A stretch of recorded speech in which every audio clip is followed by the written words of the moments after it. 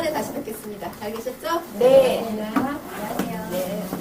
자, 오늘 그 내용이 텃밭과 관련해서 EM을 활용하는 방법인데,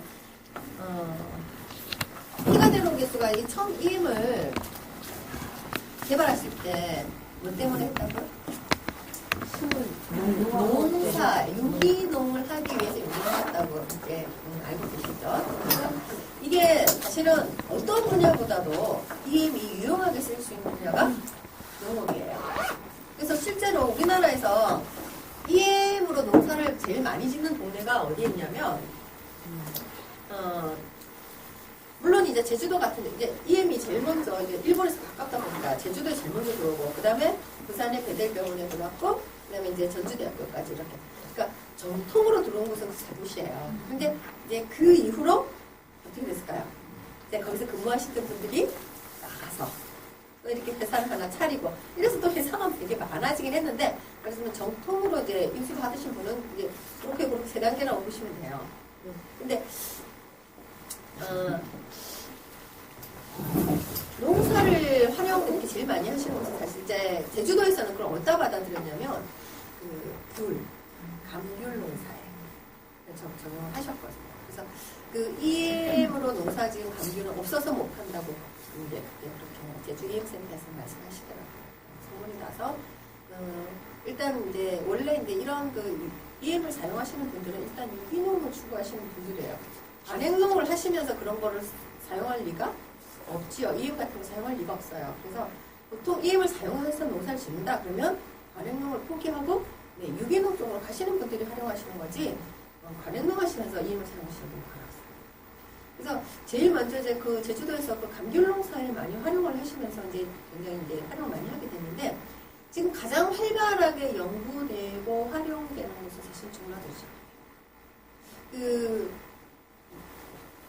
구제역이 몇 년도죠? 구제역 세월이 많이 가고 언제인지도 기억이 안 나네. 2011? 좀 된 것 같아요. 그죠? 네, 그냥 몇 년 됐어요. 구제역이 쫙 돌아가지고, 그게 처음에 안동에서 시작됐거든요. 구제역이 발견이 돼서 안동 지역에서 시작돼서 그게 이제 못 막아가지고 전국으로 다 확산이 됐죠. 그래서 막 소, 돼지 막 살처분하고 아주 끔찍했습니다. 막 죽일 때 좀 잘 죽이지. 그렇게 살아있는 애들을 그렇게 쓸어놓는 법 세상에 어디 있어요. 근데 하시는 분들은 또 너무 인력이 딸려서 그랬겠죠. 어쨌든 그런 그 끔찍한 일을 겪으면서 그런 그 구제역이 거의 전국을 휩쓸으면서 다 이렇게 확산이 됐었는데, 그때 유행한 게 안갈 지역이 주의 깊게 안 보셨죠. 근데 그게 전라도 지역이에요. 그러니까 이 전라도 지역에서 EM을 이용해서 농사를 짓거나 아니면 축산업을 하시는 분이 가장 많이 있어요. 전라도, 정읍 이쪽. 그래서 제가 그 정읍 쪽에 그 농사 지으시는 이제 그 전주 EM 개발단에서 지원을 해서 그쪽에 하천 정화에서부터 그 농사에 모두 이렇게 거기는 그러니까 농사에 사용해야 되기 때문에 우리처럼 이런 식으로 발효를 하는 게 아니라 어떻게 대량으로 막 이렇게 통을 놓고 막 이렇게 발효를 하셔서 사용을 하시죠. 그런데 저기 농가 방문을 해봤는데 확실히 병해충 없이 잘 큰다. 그리고 소득이 늘어났다. 그 히가데로 교수가 한국에 들어오시면 이제 강의를 한 번씩 하시죠. 그래서 제가 지난번에 가봤다고 말씀드렸는데, 그때 이제 우리 그 농사에서 EM은 한계치를 돌파한다라는 말이 있습니다. 그러니까 한계치를 돌파한다는 것은 우리 그러면 이제 뭐 그런 거 있잖아요. 풍년이 들었을 때 이만한 논에서 풍년이 들었을 때 최대 10가마까지 생산할 수 있다. 이런 논이 있다고 치면 뭐 흉년이 들거나 뭐 이렇게 뭐 조건이 안 맞으면 10가마가 안 나올 수도 있고 그런 거잖아요. 근데 이제 EM을 사용해서 재배를 했을 때 한계치를 돌파한다. 그럼 이게 무슨 얘기냐면 10가마가 아니라 최대치가 10가마가 아니라 13가마가 나올 수 있다. 그러니까 이만큼밖에 생산을 못할 거야 라고 생각했는데, 그러니까 벼 한 그 포기에서 달리는 쌀알의 개수가 100개라고 하면 그 100개를 돌파해서 120개가 130개가 달릴 수 있다는 얘기죠. 그거를 실험으로 증명해 내셨어요. 이가 된 거. 그래서 잘 활용을 하면 어떤 분야보다도 사실 잘 활용할 수 있는 분야가 농업이에요. 그럼 여러분들이 앞으로 EM에 대해서 강의를 하다 보면 제일 잘 맞닥뜨리는 부분 중에 이 농업 부분이 연관되어서 수업을 이렇게 의뢰 받으실 경우가 생겨요. 그런데 이제 문제는 뭐냐면 제가 이제 수업을 시작하기 전에 이제 여러분 중에서 혹시 텃밭 농사를 짓는다. 네, 뭐 하다못해 텃밭 상자라도 한다. 이제 그러니까 평소에 내가 농사를 지어본 경험이 있다. 손 들어봐주세요. 두 분? 선생님은 어떻게 하시는데? 이해 가지고요? 아니 이해 아니라 그냥 평소에. 평소에 밭이 있으세요? 텃밭이 있으세요? 예. 얼만큼? 한 600평. 이거 부산데 이건 농구인데. 여러 사람 줄서 네. 나눠서. 그쵸. 그럼 선생님이 하시는 목도가 100평 이상 되시겠네요. 나는 100평 정도. 예. 선생님, 아니, 저는 평소에 안 하고 예전에. 경험은 있으시죠? 네, 예. 많죠. 그때도 많이 하셨어요? 뭐, 작물로 애지간한 거 다 심어보셨어요? 네. 농사. 그래서. 논농사. 자, 이게 이제 무슨 차이가 있냐면, 모든 강의가 다 그렇지만, 기본적으로 자기가 경험해보지 못한 거를 남한테 가르칠 수는 없어요. 그래서 지금 우리 강사들이 지금 3명이 돌아가면서 오잖아요? 자, 이렇게 농업에 관련 강의는 다 저한테 떨어져요. 이유는? 네, 하고 있는 사람이 저밖에 없기 때문에. 이해되시죠? 그 선생님들은 이론적으로는 얼마든지 이렇게 강의를 할 수 있지만 실전 경험이 안 되기 때문에 절대 강의 안 해요. 무슨 얘기인지 아시죠? 그거죠. 그래서 자, 선생님들이 앞으로 이거 농업과 관련돼서 EM을 얘기를 하시려면 본인이 평소에 하다못해 화초라도 기르면서 EM을 실험을 계속 하셔야 돼요. 내가 EM을 줬을 때의 상태랑 EM을 안 줬을 때의 상태. 이런 거 구별하실 수 있어야 되고, 사용했을 때의 장점. 이런 것들을 내가 체험한 것만큼 정확하게 전달할 수 있는 게 없어요. 그러면 저는 이제, 텃밭 한 지가 한 거의 8년, 9년? 이렇게 됐는데, 저도 선생님 한 60평 해요. 60, 70평 해요. 근데, 여자 하려니까 너무 힘들죠. 제일 힘든 게 뭘까요? 삽질하기. 삽질하면 허리가 끊어지는 것 같아. 자, 그런 그 문제들을, 그러니까 텃밭을 해본 사람만이 그런 것들을 경험을 얘기할 수 있죠. 그러니까 이게 이론적으로 전달하는 건 좀 한계가 있습니다. 그래서 여러분들이 이제 아직 안 하시는 분들이라면 지금부터 조금씩 체험을 하시면서 적용을 해보셔야 이게 효과가 있는지 없는지, 그리고 자신감 있게 나서서 얘기하실 수가 있다 이렇게 생각이 듭니다. 그래서 제가 안 하시는 분이 많은 것 같아서 미리 팁을 좀 드리면서 시작하도록 하겠습니다. 그래서 농사를 통 안 지어보셨기 때문에 제가 오늘 하는 이런 얘기가 다 이 뭔 소리야? 이럴 수도 있습니다. 그래도 알아는 두셔야 되는 기본 사항이라서 그냥 제가 넣기는 넣었는데, 그럼 오늘 실습은 그 농사를 지을 때 제일 골치 아픈 문제 중에 하나가 병충해잖아요. 예, 그래서 병이 왔을 때, 충이 왔을 때 이제 이런 문제들을 해결하는 방법으로 EM 활용하는 방법. 그 평소에는 제가 따로 설명 안 드려도 평소에 밭에 물 줄 때는 무조건 EM을 섞어서 주는 겁니다. 그거는 항상 하고 있고요. 농약도? 응? 농약 줄 거죠? 생기면 안 됩니다. 자, 제가 아까 저번에 말씀드렸죠. 유기농 농약이 나왔어요. 그거는 뭐 목초액 이런 거 말씀하시는 거잖아요. 아니. 그러니까 배추를 그 영양제와 벌레 죽일 수 있는 영양제 그 약이 나왔다고 개발해가지고. 근데 이제 조금 마인드를 바꾸셔야 돼요. 어떤 마인드를 바꿔야 되냐면, 내가 작물을 키웠을 때 그 작물을 내가 100% 다 내가 가지겠다. 이런 욕심은 안 가지시는 게, 그러니까 이거를 100%를 내가 다 가지려고 하면 어떻게 됩니까? 벌레가 먹는 꼴을 못 보죠. 그러면 다 어떻게 돼요? 다 싸그리 죽여 없애야죠. 그러면 약을 치는 겁니다. 그걸 못 보면. 근데 이제 우리 옛날 농구 말도 있잖아요. 뭐 콩 3알 심으면 하나는 내가 먹고 하나는 새가 먹고 하나는 벌레가 먹는 거예요.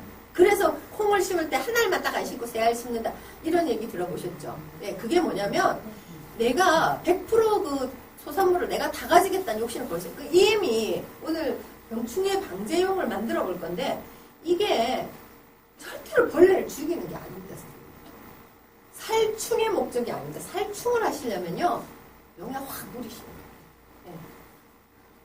근데 이제 그 마인드를 바꾸시고 그리고 EM을 활용해서 농사를 짓는다는 것은 관행농을 제가 버려야 된다고 말씀드렸습니다. 농약 치고 비료 치려면 EM 농사할 필요가 없습니다. EM이 적용될 리도 없고 그 농약이라는 것은 그 벌레만 죽이는 게 아니라 미생물이 사는 환경 자체를 다 파괴하는 거거든요. 뭐 EM도 거기서는 못 살아남죠. 이해되시죠? 네. 그래서 물론 이제 제가 뭐 친환경 제재 나와 있고 뭐 근데 친환경 제재에서도 아마 살충이라고 표현하지는 않을 겁니다. 거의 벌레 기피세 이 정도. 벌레 기피세 이 정도. 만약에 그게 살충이라면 그건 농약입니다. 자, 그리고 특히 또 여러분들은 만약에 강의를 은혜 받는다고 해도 저도 지금 그걸 못합니다. 전문적인 농사꾼 강의 절대 못합니다. 왜냐하면 저는 전문 농사꾼이 아니기 때문이죠. 그건 절대 할 수 없고요. 그런 것들은 주로 이제 진짜 EM 개발단이나 이런 데서 본격적으로 컨설팅 들어가면서 하는 것이지 절대 우리 같은 사람들이 할 수 있는 일이 아닙니다. 그래서 주로 우리가 집중하는 것은 그냥 내 거 키워서 내가 먹는 주로 도시농업 쪽에 집중하게 되겠죠. 아무래도 네. 도시농업은요 지금 사실은 이렇게 뭐 저는 서울 살고 여러분은 남양주 사는데 사실 서울보다 남양주가 땅 확보하기가 좀 낫지 않으세요? 마음만 먹으면 네? 그쵸? 근데 이제 서울시에서도 이게 텃밭을 분양하는데 이런데 남양주 같은데 이제 서울에 땅이 없으니까 남양주 같은데 땅을 사가지고 이게 어떻게 확보해가지고 서울 시민들한테 분양을 하는 거예요. 근데 서울 시민이 이게 제가 해보니까요 이걸 텃밭이라고 부르면 안 되는 거예요. 텃밭은 어떤 의미냐면 정말 집 앞에 있어야 돼. 그래서 아침 저녁으로 이렇게 왔다 갔다 하면서 이렇게 손을 보는 게 텃밭인 거예요. 이렇게 차를 타고 몇 시간씩 가는 거 텃밭이 아닌 거죠. 사실 그렇게 차를 타고 왔다 갔다 하려면 농사 지으나마나 차 아시죠? 기름값 더 많이 드는 거. 예, 그거는 정말 체험 이상의 의미가 없는 거예요. 그래서 정말 저는 텃밭은 집 앞에 있는 게 맞다라고 생각이 되나 현실적으로 그게 너무 어렵다. 그래서 저도 텃밭이 차를 타고 30분 가는데요. 그래도 있는 게 어디예요, 그죠? 예. 30분이 아주 양호합니다. 네. 어쨌든 우리 제가 생각하기에는요, 사람들은요 기본적으로 경작 본능을 타고나는 거예요. 어떻게 이렇게 건물 안 짓고 노는 땅이 있으면 누군가가 와서 농사를 짓죠. 경작 본능이 있어요. 그래서 짓습니다. 여러분 그거 아세요? 혹시 건물 들어서기 전에 누가 막 농사를 지었어요. 그래서 건물 주인이 탁 와서 이제 건물 지으려고 땅에 탁 와보니까 뭐가 막 자라고 있어요. 그러면 주인이 그거 싹 밀어버리고 그냥 공사해도 될까요? 법에 걸려요. 농작물 주인한테요. 누군지도 모르잖아요. 누가 지은지도 모르잖아요. 거기다 팻말 세워서 미리 공지를 해야 돼요. 내가 몇 날 몇 시부터 공사할 테니까 그때까지 이거 다 수고해가라. 안 그러면 내가 그냥 밀어버리겠다. 이 공시를 하고 나서 그 공시 때까지 안 나타나면 그때는 밀어도 되는데요. 그거 안 하시잖아요. 그러면 건물주가 걸립니다. 그만큼 작물에 대한 그 권리가 대단하다는 거죠. 남의 땅에 지어도 그거 권리가 있어요. 네.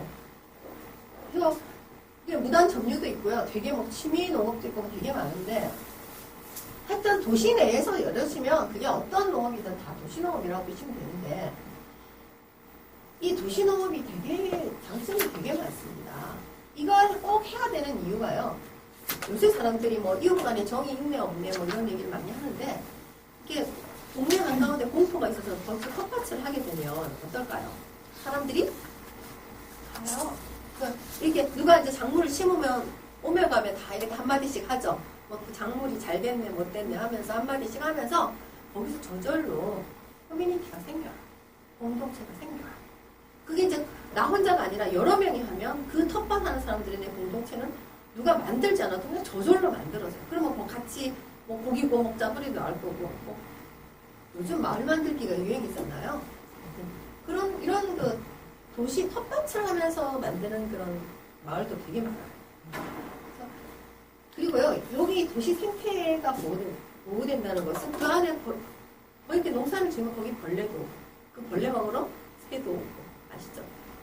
그리고, 물이 되게 중요하거든요. 농사 짓는데 물이 꼭 필요하잖아요. 저는 농법을 바꿔가지고 물도 필요 없는 농사를 하긴 하는데, 물 안 주니까 선생님 너무 편해요. 근데, 어쨌든, 이런 것, 저런 것들이 모여서 거기서 작은 하나의 생태계를 유지하는 거죠. 생태계를 유지할 수 있는 그런 것들이. 여기 보시면 다 이해하실 수 있는 것들이죠. 그런데 이제 그런 문제가 있잖아요. 그러면 도시에서 니도나도 뭐 상자니 뭐 텃밭이니 뭐 조그만 짜투리만 있으면 그런 거 막 이렇게 심어서 먹으면 그럼 시골의 농부들은 뭐 먹고 사나? 그런 생각 안 드세요? 그분들한테 뭔가 피해를 줄 것 같지 않으세요? 못 팔아서? 그렇지 않아요. 우리가 텃밭에 키운다고 하는 그 종류는 실컷 해야 뭘까요? 푸성기 그냥 우리가 나눠 먹거나 내가 조금 먹거나 뭐 그런 푸성기 좀 키우는 거지 종류가 한정되어 있고요. 그렇게 농촌에 영향을 줄 만큼 그런 양이 절대 아닙니다. 그래서 그런 걱정은 안 하셔도 될 것 같아요. 사회 평평 이것도 굉장히 중요하거든요. 요즘 갈수록 부잣집 아나님들은 피죽도 못 먹은 것 같이 날씬하잖아요. 근데 빈민가로 내려가면 내려갈수록 사람들이 더 뚱뚱해져. 먹거리 차이거든요. 그 사람들은 좋은 것만 먹어요. 시간도 없고 돈도 없고 바쁘니까 패스트푸드를 막 먹어요. 네, 뚱뚱해져요.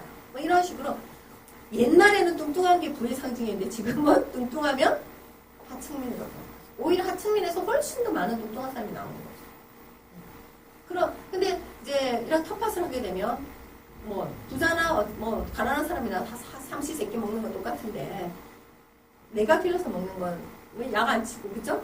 좋은 거 해서 내가 먹기 때문에 항상 좋은 먹거리를 먹을 수 있다는 거서 방평성에도 굉장히 중요하다. 넘어갈게요. 이건 도시에서 상업적으로 하는 사람들 그림이에요. 보시면 여기 비닐하우스를 하나 봉투에다 지어갖고 여기다 채소를 키우는데 유기농으로 키웁니다. 키워가지고 그 식당이랑 생산지랑 거리가 가까우면 어떨까요? 야채를 수확하고 바로 갖다 줄 수 있죠. 그러면 싱싱하죠. 그 신선도가 달라요.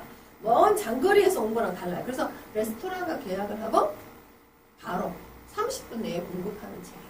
네. 이렇게 상업적으로 합니다. 일본 같은 경우는 이렇게 지하실에서도 병원사를 합니다. 그럼 햇빛은 뭘로 할까요?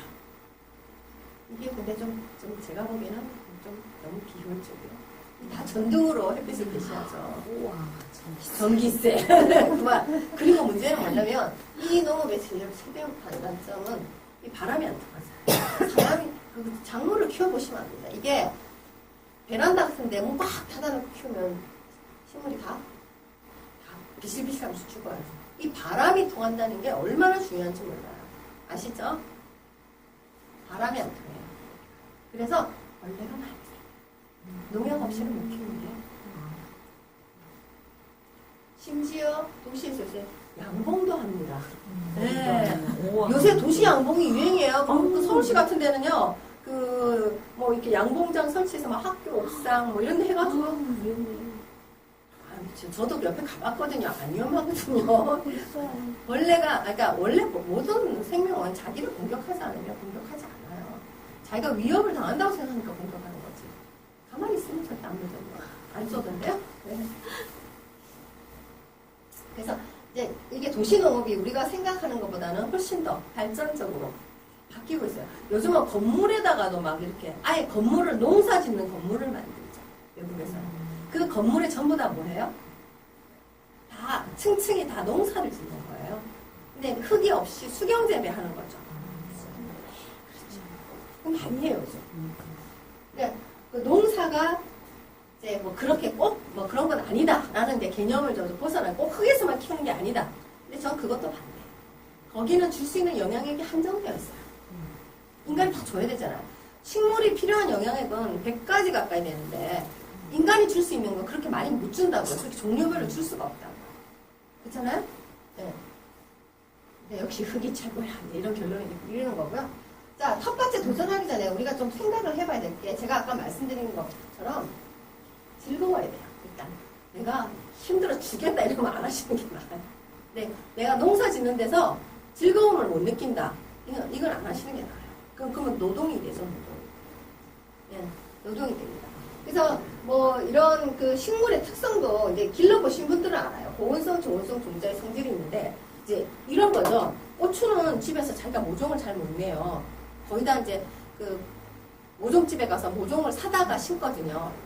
근데 여기 때가 있어요. 선생님 해보셨으니까 고추 모종 몇 월에 심어요?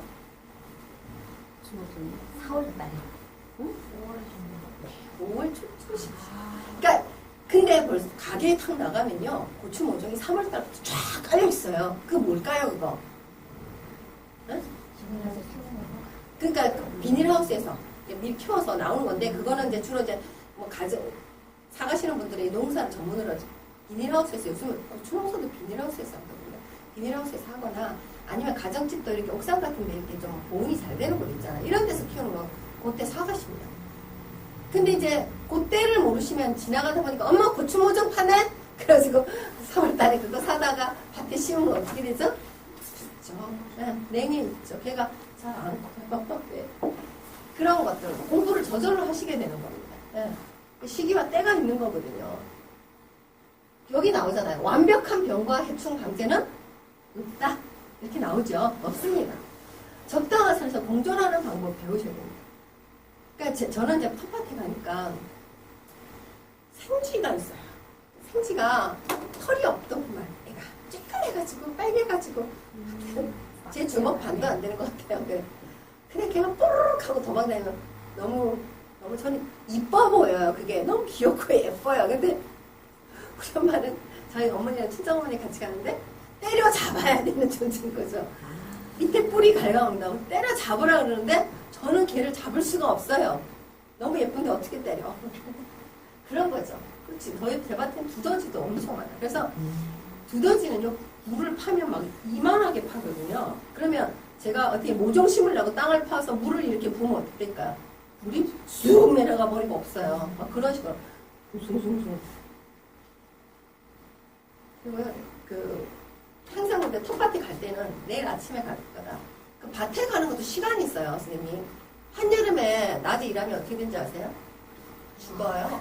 죽어. 네, 죽습니다. 네, 그래서 제가 한 11시쯤에 밭에서 일하다가 정말 이렇게 현기증으로 쓰러져 본 적도 있어요. 그래서 제가 밭에는 언제 갈까요? 새벽에 갑니다. 해 뜨기 전에 출발해서 어슴푸러 동이 트기 시작하면 일을 열심히 하고 해가 완전히 뜨면 집으로 돌아옵니다. 이렇게 일을 하셔야 돼요. 이해되시죠? 네. 봄, 가을엔 좀 나은데 여름에는 정말 한낮에 일하시면 정말 큰일 납니다. 그러니까 내일 주로 새벽에 가니까 내일 준비해 갈 걸 미리 다 앞에 준비를 세팅을 딱 해서 현관문 앞에 딱 내놔야 됩니다.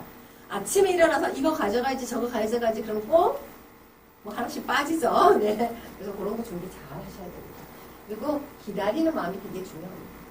자, 필요한 것은 자, 궁극적으로 지구에 사는 모든 존재는 태양의 에너지를 먹고 삽니다. 근데 이제 안타까운 게 우리 사람은 태양을 냠냠냠 먹을 수가 없다는 거죠. 그럼 우리는 어떻게 먹어야 될까요? 그거보다 더 그거 갖고 배가 안 불러요, 선생님? 태양을 먹는 애들이 있는 거야죠. 그렇죠. 태양을 먹을 수 있는 애가 식물이에요. 그러니까 태양이 그러니까 식물이 양분을 어떻게 만듭니까? 뭐가 필요하죠? 광합성을 할 때 뭐가 필요합니까? 일단 제일 먼저 햇빛. 해를 먹을 수 있는 애가 식물밖에 없다니까요. 해, 또 물. 공기 중에서 이산화탄소. 요 세 가지가 있어야 광합성 작용을 하는 겁니다. 그래서 해를 먹을 수 있는 유일한 존재가 식물이기 때문에 우리는 식물을 통해서 간접적으로 태양 에너지를 먹는 겁니다. 네. 모든 그 동식물이 그렇게 되어 있는데 그래서 요 세 가지가 굉장히 중요한 거죠. 자, 식물은 자 어떻게 자랍니까? 자, 흙, 공기, 물 이게 있어야 되는 거죠. 자, 여기 자 걸음에 잠시만 이건 저희가 다음 시간에 할 거라서 그렇게 중요하게 생각하는데 비료의 3요소 하면 농부들한테 비료 잡는소가 뭐예요? 물어보고 질소인 가리 이렇게 얘기하십니다. 가리가 뭐예요? 가리? 칼륨. 칼슘 아니고요. 칼륨. 네. 근데 농부들은 다 가리가리 하더라고요. 칼륨이라고 하고 다 가리가리 해서 그냥 가리가리 썼는데 질소인 가리가 이게 제일 핵심적인 섬유소예요. 그런데 제가 아까 식물에 필요한 영양소가 몇 가지? 예, 뭐 책마다 좀 다르던데 한 99가지 된다고 그러니까 미네랄이 필요한 거죠. 우리도 탄수화물, 단백질 요것만 먹어갖고는 못 살잖아요. 칼슘, 마그네슘 이런 거 막 먹어야 되는 거잖아요. 미네랄이 필요하죠. 똑같습니다. 그래서 이런 근데 우리가 보통 이렇게 시중에서 사는 복합 비료 하면 요거 정도 들어있어요. 무슨 얘기인지 아시죠? 줄 수 있는 그 영양분이 하찮아요. 딱 좋은 세 가지. 미세 영양소가 부족해서 생기는 일들이 또 되게 많아집니다. 그래서 이런 뭐 칼슘이나 마그네슘, 철 이런 그런 그 외에 등등등등등의 그 미세 영양분을 공급하기 위해서 많은 노력을 하게 되는 거죠. 그러니까 이것만 있으면 문제가 많아져요. 되게 많아져요. 그건 제가 다음 시간에 하겠습니다. 네, 넘어갈게요. 선생님 왜 유기농인지 요걸 잘 보셔야 됩니다. 네. 우리나라가 97년도 IMF 때요. 되게 심각한 일이 벌어졌거든요. 우리나라 종자회사가 그때 다 망했습니다. 종자회사가. 그래서 그 종자회사들 다 어디 갔을까요? 다 다국적 기업에 다 넘어갔습니다. 우리나라 종자회사가 싸그리 망했습니다. 종자가 얼마나 중요한지를 몰랐던 거예요. 그게 그런 인식이 있는 정부였다면 최소한 종자회사가 다른 나라로 넘어가는 거는 막았었어야 해요. 내버려 둔 거죠. 개인기업 취급하고 내버려 둔 거죠. 종자가 얼마나 중요할까요? 미국 같은 경우는 전 세계의 종자를 다 모아다가 이런 타임캡슐 같이 만들어서 그걸 냉동으로 다 얼려서 다 보관하고 있어요. 전 세계의 종자를 모으고 있습니다. 우리나라 종자 다 가져갔다. 그죠? 그렇게 종자의 중요성을 알았는데 우리나라는 있는 회사조차도 못 지키고 다 넘어갔거든요. 그래서 요즘 그런 거잖아요. 예를 들어서 내가 씨를 사다가 심었어요. 그래갖고 그 작물이 자라서 씨를 달죠? 그래서 그 씨를 받아서 다시 심으면 날까요? 안 날까요? 바람이 뚱뚱 떨어집니다. 그러니까 내가 생산한 씨로 다시 심지 못하도록 다 조작을 했습니다. 그래서 계속 매년 씨를 어마어마한 돈을 주고 사야 합니다. 제일 비싼 씨가요. 저 파프리카가 씨앗이 한 알에 500원씩 하는 거 보고 놀랬어요. 한 알에. 그렇게 부가가치가 높은 건지를 몰랐어요. 어쨌든 이런 종자 문제에서부터 해서 이 유기농의 이 문제는요. 이런 것들을 쓰면 쓰실수록 땅이 죽는다는 거죠. 농약이 나쁜데 농약은 주로 벌레를 잡으려고 쓰잖아요. 제초제는 풀을 잡으려고 쓰는 거죠. 네. 그러면 누가 자살을 시도한다 치고 농약 마셨어요. 제초제 마셨어요. 구할 수 없는 사람은? 제초제가 제초제는 미세척을 해도 없습니다. 네. 그래서 제초제가 그렇게 독하거든요. 근데 제초제를 제가 텃밭 농사 지으면서 제초제 쓰는 이유를 모르겠어요. 저렇게 나쁜데. 네? 텃밭 농사 그냥 다들 해보시면 아시겠지만 정말 풀과의 경쟁인데 풀을 그렇게 미워하시면 안 되는데 풀을 너무 미워하시죠. 그러니까 내가 심은 작물에는 다른 풀이 하나도 남이 용서를 못하겠다 이제 이러잖아요. 근데 그러시면 안 되거든요. 근데 이제 텃밭 농사에서는 거의 그렇게 제초제 쓰시는 분은 제가 많이 못 봤는데 제초제를 쓰면 어떻게 되냐면요. 그 작물 빼놓고는 다 어떻게 해요? 빨갛게 다 죽어요. 다 죽어요. 그때는 변은 따라주는데 시작을 잘못 알아가지고 뿌려가지고 논이 다 그쵸. 진짜 제초제는 정말 쓰면 안 돼요. 네. 요즘 농약 같은 경우는 이제 독성이 종류별로 좀 독성이 낮은 것부터 이렇게 높은 것까지 쭉 있기 때문에 저는 이제 요즘은 이제 좀 독성이 약한 걸로 많이 이제 바꾸고 있죠. 농약이 안 좋다는 건 기본적으로 인식은 있기 때문에. 비료의 문제는 뭘까요? 아까 복합별 질소인가리 같은 이 비료를 주는 그 폐는 뭐냐면, 제가 농사를 엄마랑 같이 지어봐서 하는데, 옛날 어른들의 그 고집을 꺾을 수 없어요. 우리 어머니는 농약을 안 치시는데요. 얘가 뭘 먹고 자기를 하겠냐. 비료는 꼭 줘야 된대.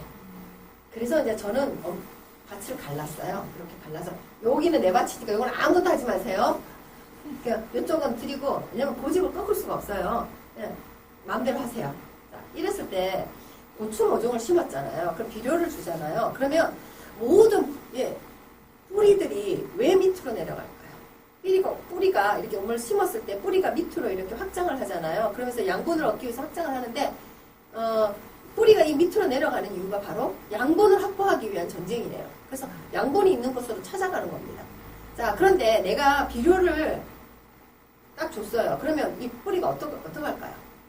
밑으로 내려갈 필요가 없어지는 거예요. 무슨 얘기인지 아시죠? 그러면 땅 속으로 깊이 내려갈 필요가 없어요. 보통 여러분들 나무가 이렇게 제 키만한 나무가 있다고 생각하시면요. 땅 속에 뿌리도 저만큼 있다고 생각하셔야 돼요. 위에 자란 만큼 땅 속에 뿌리가 있어야 그게 정상이에요. 그 정도 나무가 돼야 바람이 불어도 안 넘어지는 겁니다. 근데 그렇게 양분한테 지가 뿌리를 내리기도 전에 양분을 미리 넣어주면 어떡할까요? 갈 필요가 없어져요. 그러면 뿌리는 밑으로 박는 게 아니라 옆으로 그 비료 준 곳으로 뿌리를 뻗어버려요. 그러면 뿌리가 깊은 뿌리가 아니라 얕은 뿌리가 돼버리는 거죠. 그런 애들은 이렇게 끈으로 묶어주지 않으면 그냥 틱 쓰러지는 거죠. 그래서 고추대를 다 묶어주는 거예요.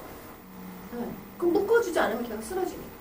뿌리를 그가 깊이 내릴 필요가 없도록 만들어줘요.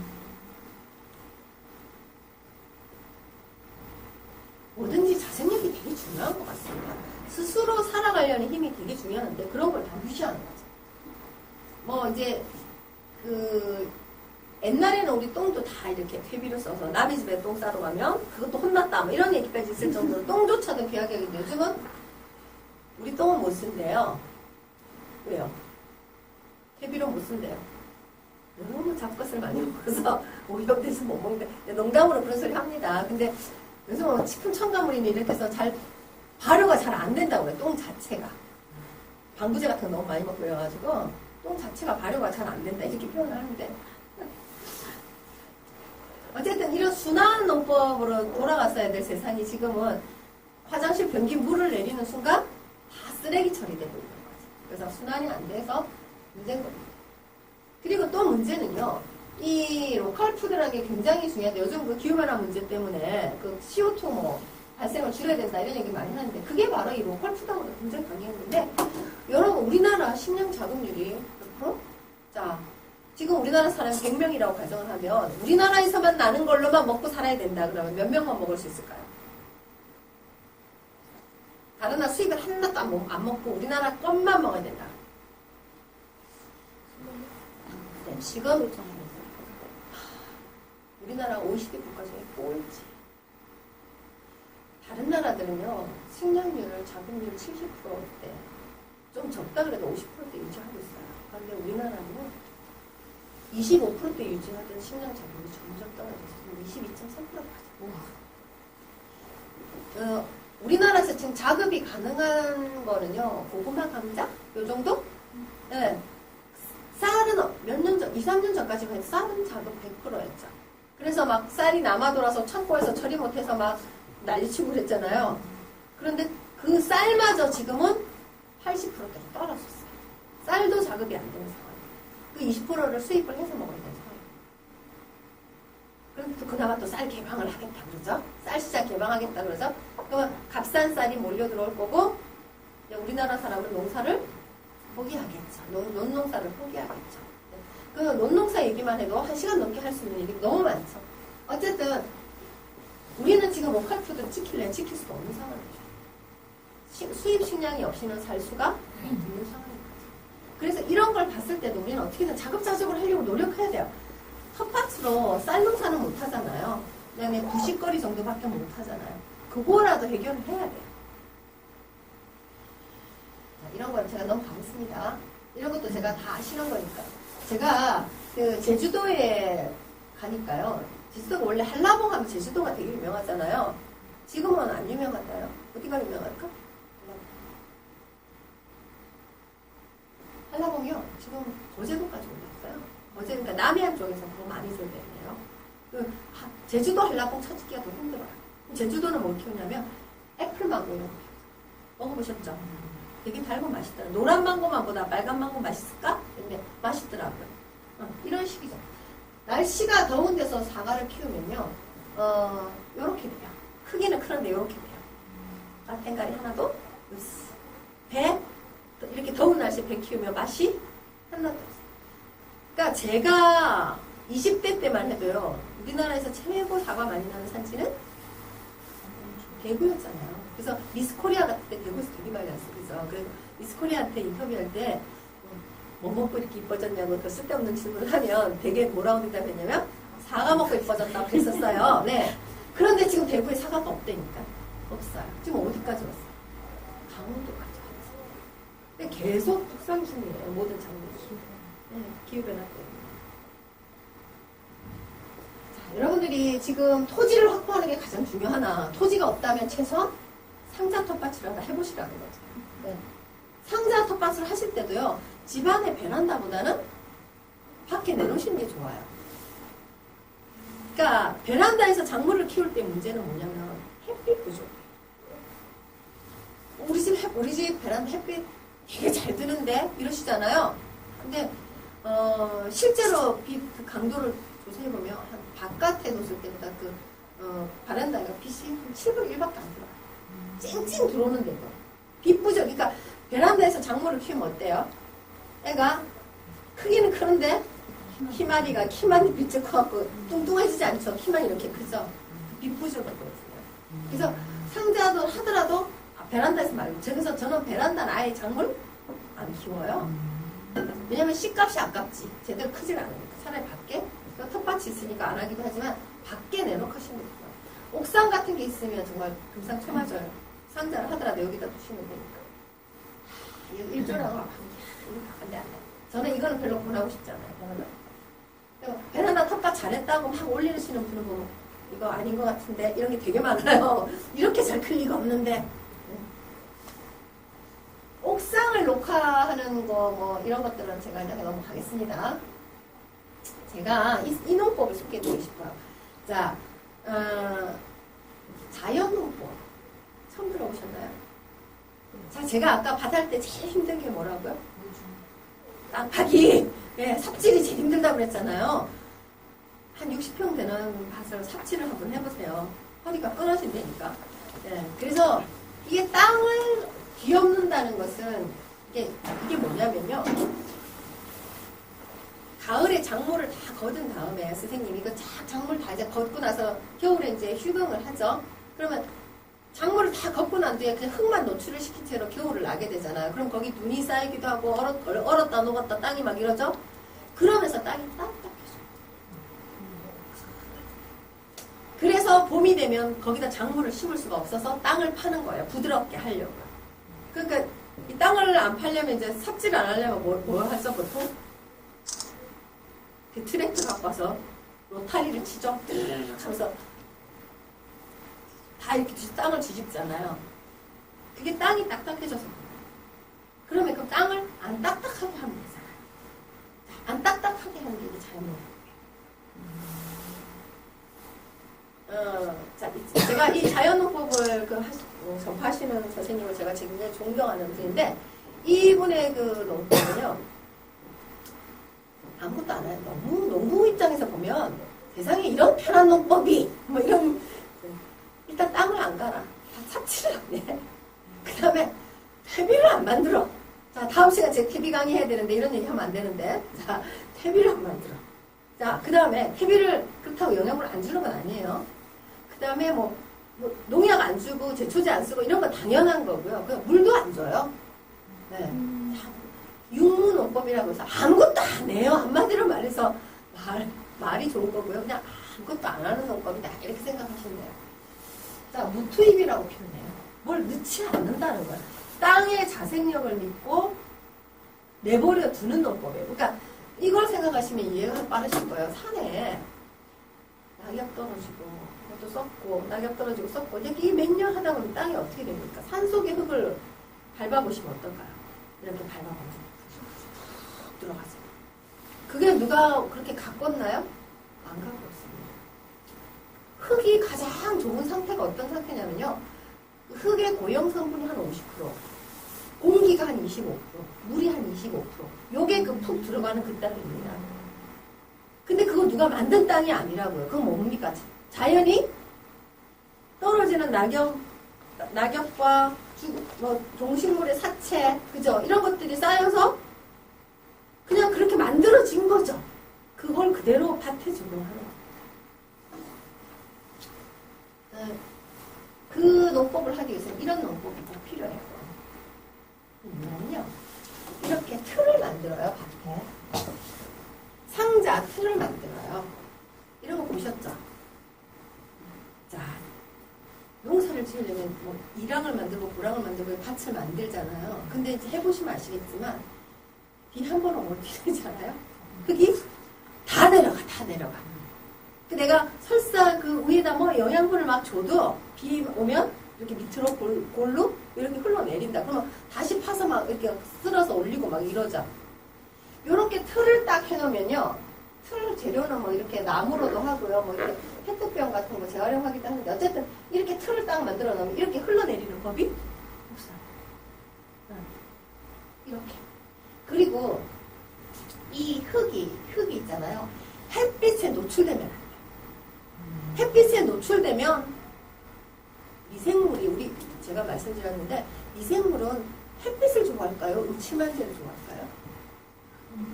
우리 이행은 어디를 좋아할까요? 음침한 데. 햇빛 아래서는 미생물이 못 살아요. 그래서 주로 이런 벌레도 그렇고 미생물도 그렇고 이렇게 좀 땅 어둡고 축축한데 미생물의 양이 훨씬 많은 거예요. 햇빛에 노출되면 이런 표면은요 미생물이 못 살아요. 그래서 위에다 뭘 덮어주면 돼요. 이걸 뭐라고 하냐면 멀칭한다고 표현하죠. 멀칭을 잘못하면 그 왜 시골에 가면 풀나지 말라고 까만 비닐로 어때요? 비닐 멀칭을 착 하죠. 그건 저는 농부들은 이해가 돼요. 다 연세 드신 분들이고 누가 그 제초제 뿌리기는 싫고 누가 그 일일이 그 풀 뽑으러 갈 수도 없고 그렇게 해놓으면 딱 고추 모종만 딱 살고 나머지는 풀이 하나도 못 나더라. 근데 그 비닐 멀칭의 문제가 뭘까요?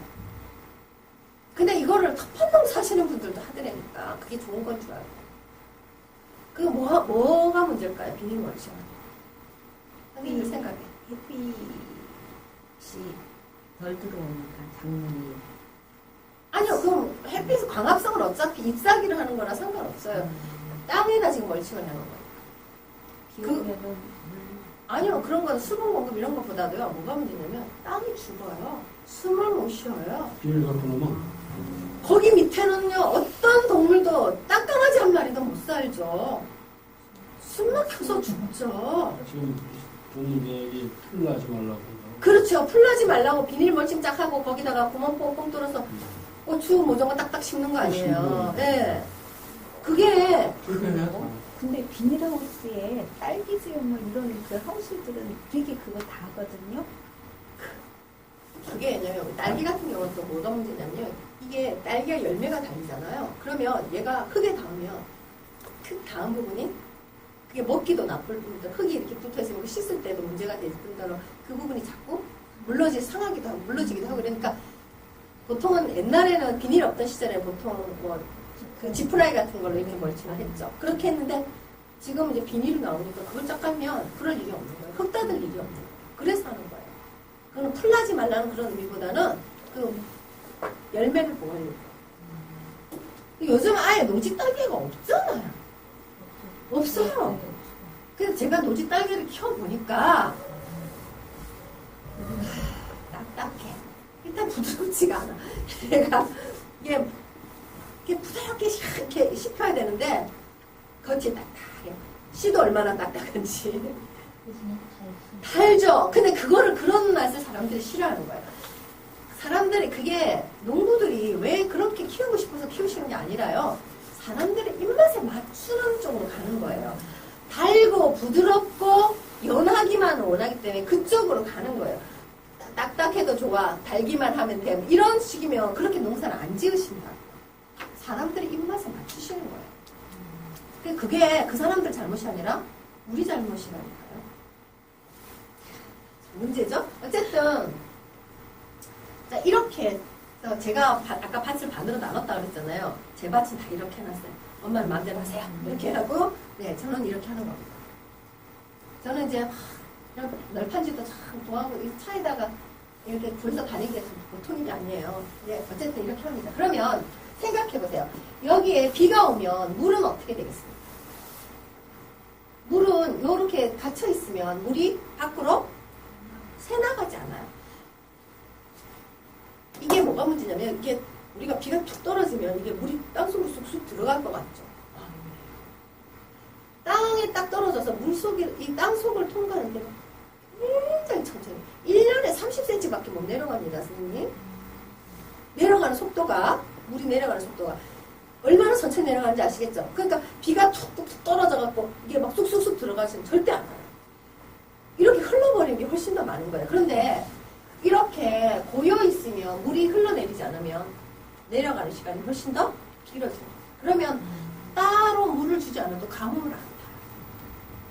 이 틀반 농사의 장점이 엄청나요. 이 오가노포니코 방식이라는 게 쿠바에서 나온 거거든요. 쿠바가 왜 저 농사를 했냐면 또 역사를 얘기해야 되네. 미국이 쿠바가 공산주의 국가잖아요. 예. 카스트로가 말을 안 듣는 거죠. 미국 말을 안 들었죠. 그래서 어떻게 했어요? 경제 봉쇄를 합니다. 쿠바로 들어가는 모든 백길과 모든 수입을 다 막아버리죠.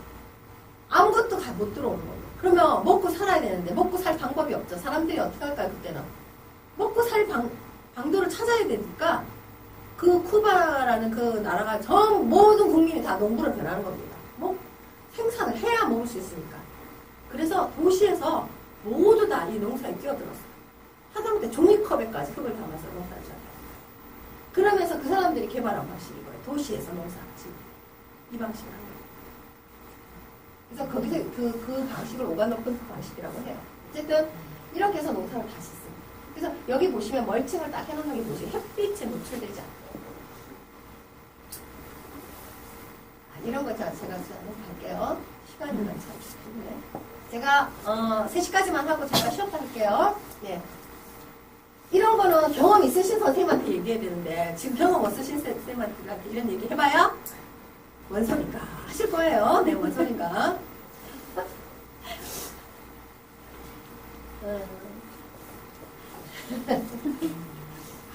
자, 어쨌든 이제 이런 작물들을 심을 때도 어디다가 심는지도 되게 중요해요. 위치. 네. 그러니까 어떤 작물은요 햇빛을 엄청 좋아하는 애가 있고요. 어떤 작물은 너무 떼약 끝에 있으면 오히려 잘 못 크는 애도 있어요. 그러면 얘는 누구 그늘 밑에 살짝 가리는 걸 좋아하는 애도 있어요. 그럼 더 연하게 잘 자라요. 그런 작물들이 있거든요. 그런 작물들의 특성을 좀 다 이렇게 농사를 짓다 보면 알게 돼요. 네. 이런 거 이제 나중에 공부하시는 걸로 넘어가겠습니다. 이런 것도 다 마찬가지입니다. 이것도 보시면 콩과 옥수수를 심는 이유는요. 모든 작물 중에 이 콩이 굉장히 특이한 존재인데 여기 우리 지금 공기 중에 제일 많은 게 뭐냐면 질소 성분이에요. 질소가 78%, 학교 때 배우셨는데 기억이 나시나? 78%, 산소가 21%예요. 그럼 질소가 둥둥 떠다니고 있다는 얘기잖아요. 근데 이걸 우리가 질소를 잡아먹을 방법이 우리는 못 먹어요. 이걸 그죠? 그걸 먹을 수 있는 게 콩이에요. 공중에 떠다니는 질소를 잡아다 고정해서 양분으로 만들 수 있는 유일한 존재가 콩가시입니다. 그래서 콩은 비료를 절대 안 줍니다. 지가 알아서 양분을 만들어내는 능력이 탁월해서 얘는 따로 비료를 안 줘도 돼요. 근데 왜 옥수수랑 같이 심냐면 이 옥수수는요 이런 능력이 전혀 없는 데다가 이제 작물도 어떤 애들은 걸음이 별로 없어도 잘 크는 애가 있어요. 대표적인 게 상추예요. 상추는 땅이 개판이라도 그냥 뿌려만 놓으면 지가 잘 그냥 양분 없어도 그냥 잘 커요. 그래서 상추는 키우기 되게 쉬워요. 아무것도 아니고. 예? 악시다고 그렇죠. 억쓰기도 하고 근데 어림없습니다. 좀 그렇긴 한데 어쨌든 죽진 않아요. 잘 자라요. 그러니까 땅을 별로 가리지 않고 잘 자라는 작물 중에 하나 상추예요. 네, 선생님 말씀 맞아요. 그렇게 너무 영양분이 없으면 애가 그러니까 걔도 약간 반그늘성을 또 좋아해요. 그 연애 귀여워요, 귀여워. 그게 잘 나옵니다. 이 옥수수 같은 경우는요, 키는 멀대같이 크잖아요. 이게 옥수수대가 쭉 올라가는데 얘가 그 영양분을 엄청 많이 필요로 하는, 거름을 엄청 많이 필요로 하는 애인 거예요. 그러니까 얘는 옥수수를 심었다 그러면 거름을 많이 줘야 된다는 네. 얘기거든요. 근데 이걸 콩하고 같이 심으면, 콩을 그 옆에다 같이 심어 놓으면 콩이 만드는 영양분을 같이 나눠 먹을 수 있잖아요. 그렇죠. 그래서 같이 심는 거예요. 이렇게. 그게 이제 다 생활의 지혜? 뭐 이렇게 보시면 되겠죠. 이렇게 하실 수가 있는 거죠. 땅도 공유할 수 있어요. 옆으로 기어가는 애, 위로 올라가는 애. 같이 공유할 수 있겠죠. 이해되시죠? 이게 같이, 옆으로 팔을 이렇게 뻗는 애가 이렇게 딱 붙어 있으면 니도 못 살고, 나도 못 살고. 그래서 우리가 작물을 심을 때는 얘가 얼마만큼 자라는지를 알아야 돼요. 그래서 심을 때 간격을 정하죠. 고추도 잘 크면 고추 한 나무가 얼마나 큰지 아세요? 사람 키 이렇게 갈라 그래요. 얘 팔도 막 이렇게 뻗어요. 그런데 막 이렇게 촘촘하게 심어놓으면 어떻게 되겠어요? 얘도 팔 못 뻗고 쟤도 팔 못 뻗고 막 이렇게 되는 거죠. 그래서 그 작물의 특성을 잘 알아야만 이런 거 심을 수가 있는 거죠. 그냥 한두 번 실패를 해봐야 이제 또 경험을 하는 거죠. 그래서 땅의 공유. 그러니까 키 큰 옥수수 옆에 고구마는 덩굴로 기어가잖아요. 옆으로. 위로는 안 올라가잖아요. 같이 공유할 수 있죠. 그럼 옥수수를 막 심고 그 밑에 고구마를 심으면 얘는 쫙 깔고 올라가고 이런 식으로. 그 다음 병충해 방제도 돼요. 식물 중에 제가 그 뒤에 또 나오니까 그냥 넘어갈게요. 여기 보시면 나오네요. 얘 누군지 아세요? 메리골드. 이거 냄새 맡아보셨나요? 이파리 냄새. 꽃만 이쁘다 하고 지나가셨죠? 네. 여기 이 이파리를 따서 냄새 맡아보시면 되게 또 어떤 게 있냐면 요 배초향이라고 하는데 부산 사람들은 방아잎이라고 해요. 네, 이렇게 보라색 꽃이 피죠. 얘도 특이한 향기가 있어요. 그래서 된장국 같은데 요거 배초향 이파리 넣으면 향기가 되게 좋아요. 저는 좋은데 싫어하는 사람은 엄청 싫어하시더구만요. 응. 깻잎 같은 것도 특이한 그 깻잎도 향이잖아요. 요런 애들이 벌레가 싫어해요. 그래서 고추밭에다가 중간에 메리골드 하나 턱 심어 놓는 거야. 그냥 꽃 감상하려는 용이 아니라 병충해. 그런 것들이 중간중간 하나씩 있으면 그러니까 고추밭에 고추만 쭉 심지 말고 우리는 지금 대량농을 하기 위한 그런 농부가 아니잖아요. 우리는 마음대로 심어도 돼요. 그죠? 그러니까 고추밭에 고추만 심지 말고 중간에 깨를 하나씩 툭툭 심는 거죠. 그러면 병충해 훨씬 더 적게 오는 거예요. 그러니까 생활의 지혜다. 다 이런 게 다 그냥 농사의 지혜다. 이렇게 생각하시면 돼요. 이런 거 하나씩 심어보시고 저절로 병충해 방제가 됩니다. 그 오가노포니코 방식 하시는 그 이윤수 선생님이요. 밭은 예뻐야 되는데 그래가지고 이렇게 와 틀밭을 이렇게 멋지게 막 하시더라고요. 나중에 작물이 자라니까 이렇게 됐어요. 장난한 거지. 그리고 장난하시는 게 아니에요. 밭은 아름다워야 돼서 가고 싶은 마음이 생기도록 해야 된다고 하시는 게 그분의 주장이세요. 농사짓는 사람들이 그렇게 하고 밥을 주는. 그러니까 선생님 농사가 아니잖아요. 우리는 텃밭. 그렇죠. 제가 농사 얘기하지 않았습니다. 텃밭. 농사는 이렇게 안 짓습니다. 네. 무설계 농법인데 이렇게 다 이렇게 멀칭을 다 하는 겁니다. 위에다가 이렇게 생각하세요. 우리 초록색 풀이 있잖아요. 그 초록색 풀을 이렇게 잘라다가 뿌리째 뽑지 말고 잘라다가 이렇게 눕혀놓으면 이게 마르죠. 그럼 뭐가 되나? 색깔이 갈색으로 변하죠. 이렇게 생각하세요. 초록색일 때는 그 안에 영양분이 많아요. 그래서 퇴비가 될 수 있어요. 근데 얘가 말라 비틀어져서 갈색이 돼버리면 말라버리면 영양분이 없어져요. 그래서 틀밭을 할 때는 맨 위에는 저렇게 갈색으로 보이지만 실제로는요 그 밑에 풀을 쫙 베다가 밑에 쫙 깔아요. 초록색 풀을 쫙 깔고 위에다가 저런 그 낙엽이라든지 가을에 지금 낙엽 많이 떨어지잖아요. 낙엽도 안 버리고 저 낙엽도 실어 나르느라고 차가 아주 거지 발사계가 됐어요. 어쨌든 그 낙엽 같은 그런 마른 것들 있잖아요. 위에다 싹 덮어놔요. 그러면 그 마른 낙엽 안에 있던 초록색 풀들은 다 퇴비가 돼서 땅으로 들어가는 거예요. 그래서 퇴비를 따로 만들어서 넣을 필요가 없는 농법이 되는 겁니다. 저는 이걸 어떻게 하냐면 음식물 쓰레기를 다 여기다 투입해요.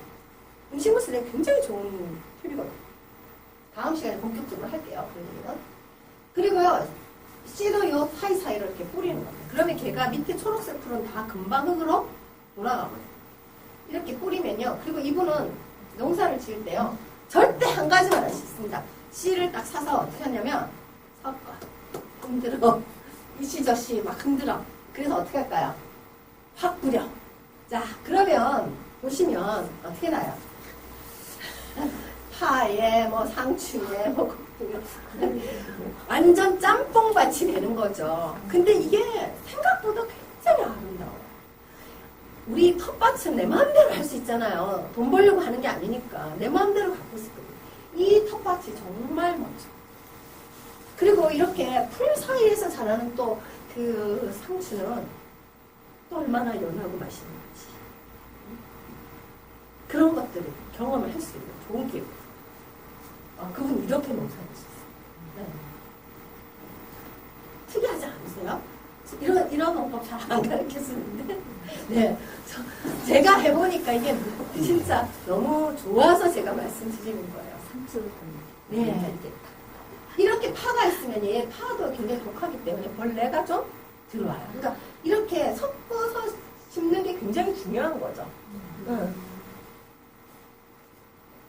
멀칭 이렇게 밭에 있는 우리 선생님들 그 집에서 화분 키울 때조차도 이렇게 하시는 게 좋아요. 흙을 햇빛에 노출 안 하는 게 좋아요. 이러면 수분도 유지가 되면서 그리고 이렇게 뭐 물 줄 때도 막 흙이 막 툭툭 튀잖아요. 이렇게 하면 흙도 안 튀어요. 그죠? 이렇게 하고 그리고 음식물 쓰레기 같은 거 나오면 밑에다 넣어주시면 돼요. 여기 마른 풀을 들치고 밑에다가 푸른색을 넣어주면 영양을 넣어주면 그게 저절로 퇴비가 들어가요. 따로 퇴비장을 마련하지 않는 거예요. 뭐 이거는 나오면 전부 다 이런 식으로 싸요. 이렇게 이 비닐 멀칭하는 거 이건 정말 아닌 거예요. 이 멀칭과 이 멀칭의 차이를 잘 보세요. 이건 땅을 죽이는 거예요. 이분이 또 얼마나 웃기냐면요. 아까 이렇게 동그랗게 한 밭 있잖아요. 그 중간에다가 돌탑을 쌓아요. 돌멩이를 주워다가 그 돌탑 왜 쌓게요? 철학이 들어있어요. 그게 벌레를 위한 집이에요. 벌레는 원래 축축하고 어두운 곳을 좋아하죠. 돌탑을 쌓아서 밭 중간에다가 거기서 살아라 그러고 벌레에 대한 배려까지 하시고 어떤 것도 죽이는 거 원치 않아요. 그게 그러니까 와서 해충이 살아라 이런 뜻은 아니에요. 그 벌레는요 선생님 익충도 있을 수 있고 해충도 있을 수 있는데 모든 벌레를 위한 벌레예요. 그래서 저도 시험 삼아 해봤더니 정말 벌레가 살더라고요. 해봤더니 축축한 이런 아래쪽에 모여서 살아요. 이게 모든 밭은 이런 식으로 다 멀쩡하고. 자, 그럼 잠깐 쉬었다가 제가 다음 시간에 계속하도록 하겠습니다. 잠깐 쉬세요.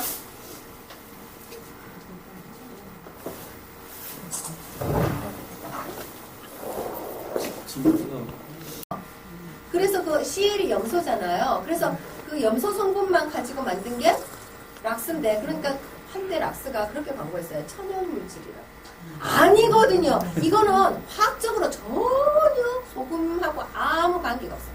그게 화학이 웃기는 게 그런 거잖아요. 붙었을 때랑 떨어졌을 때가 완전히 성질이 달라지는 거예요. 그러니까 NA가 지금 가성소다 NaOH가 그게 그 화학 반응에 의해서 그 성격이 완전히 바뀐다라고 생각하시면 돼요. NaOH가 아니다라고 생각하시면 돼요. 무슨 얘기인지 아시겠죠? 위험하지 않냐? 그런 얘기 절대 하실 필요가 없는 거예요.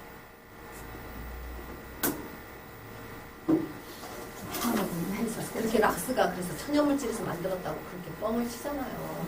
근데 그게 또 먹힌다는 거지, 그 사람. 잡아가는 거예요. 네, 이거 잡아가요. 그러니까 그런 뻥을 치고 그렇게 또 잡아가는 넘어가기도 거구나. 하고 뭐. 법정에서 그 세상이 참 잡아가는 거예요. 웃기죠. 네. 자, 선생님, 저도 사진을, 기록을 좀 남겨야 돼갖고, 한 2장만 부탁드릴게요. 네, 자, 그럼 시작하겠습니다. 거기 써있거든. 그러니까 그게 화학적으로 전혀 천연이 아닌 건데, 그걸 천연이라고 그러니까 소금에서 분리했다는 이유만으로 천연이라고 주장하는 거죠. 그거 절대 믿으시면 안 돼요. 네. 절대 아닙니다. 자, 이런 거 그냥 넘어갑니다, 제가. 자, 농사를 안 지으시는 분한테 이런 얘기를 하려니까 참 답답하네. 자, 내년에 톱밥 다 하신대요. 다 아신대요? 자, 내가 하다못해 우리 한떼기 5평이 해봐야 얼마 안 되잖아요. 요만한 둔덕 하나예요. 그런 거 하실 때도 계획을 해야 돼요. 왜냐하면 어떤 작물은 이때 심어서 이때 거두고 그럼 땅이 비죠. 그러면 그때 뭘 심어야 될지 이런 걸 미리 다 계산해 놓고 농사를 하셔야 돼요. 그래서 텃밭을 설계를 하셔야 돼요. 근데 이런 것들이 경험치가 없으면 절대 못하는 겁니다. 예. 그래서 뭐 텃밭 강의 주세요. 근데 이제 이런 거 한번 해보세요. 그러면 안 지어보신 분들은 이 그림 자체를 못 그려요. 어떻게 그려야 되지? 막 언제 뭐가 나고 언제 심어야 되는지 아무것도 모르니까. 근데 사실 걱정할 건 없는 건요. 씨를 사용하고 씨 뒤를 딱 보시면 언제 심으라고 표시 다 돼 있어요. 언제 거두고 언제 심는지 다 표시돼 있어요. 그러니까 와, 그것 때문에 고민하실 필요는 없긴 하나 그래도 알고 있는 거랑 모르고 있는 거랑 다르기 때문에. 그래서 뭐 4월 달에 상추 심어서 한 6월 달에 다 거두고 나면 그 다음에 뭐 심을 건지. 네? 토마토가 끝나고 나면 그 다음에 뭐 심을 건지. 뭐 이런 것들이. 그러면 땅이 놀 틈이 없는 거죠. 그럼 계획이 없으면 어떻게 될까요? 땅이 놀아요. 놀아요. 할 게 없어서. 그럼 특히나 이렇게 골고루 심지 않고 뭐 한 가지만 딱 심었는데 그 다음에 심을 게 없어. 계절이 안 맞아. 지금 이철에 선생님들이 강의 듣는 게 약간 좀 불운이에요.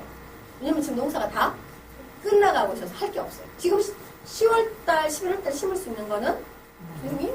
마늘 또. 예? 그건 또 뭐 있을까? 없어요. 저기 딸기. 아, 그래?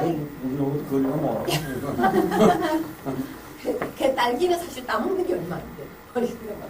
네, 좀 그렇습니다. 마늘 치고 심는 거. 네, 마늘 같은 거 지금 심을 수 있는. 그러니까 지금 심을 수 있는 게 별로 없어요. 그래서 사실 오늘 병충해 방제를 하긴 하지만 병충해도 별 소용 없어. 벌레가 없어. 지금 이거는 그냥 여러분 오늘 해보시는데 의의를 주시는 거지. 효용성을 증명하려면 내년까지 내년 봄까지 기다리셨다가 벌레가 득세를 할 때 그때 하시는 겁니다. 어쨌든 이런 설계까지 해야 된다는 거 기본 알고는 계셔야 됩니다.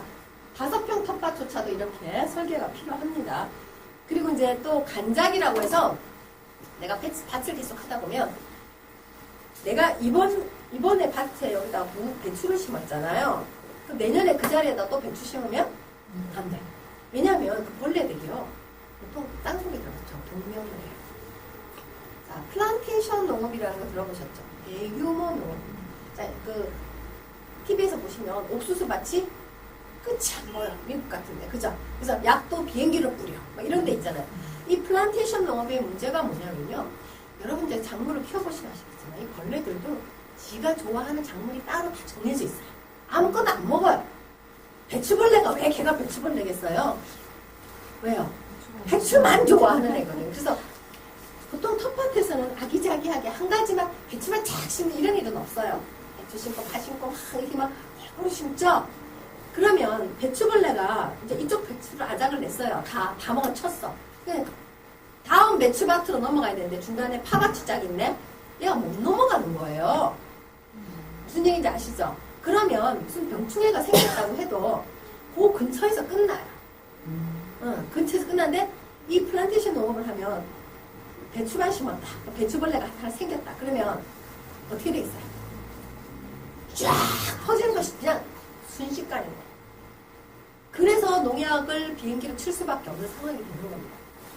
한 가지 작물, 단일 작물을 재배의 그 폐해가 그런 거거든요. 근데 우리 텃밭에서는 절대 그럴 일이 없죠.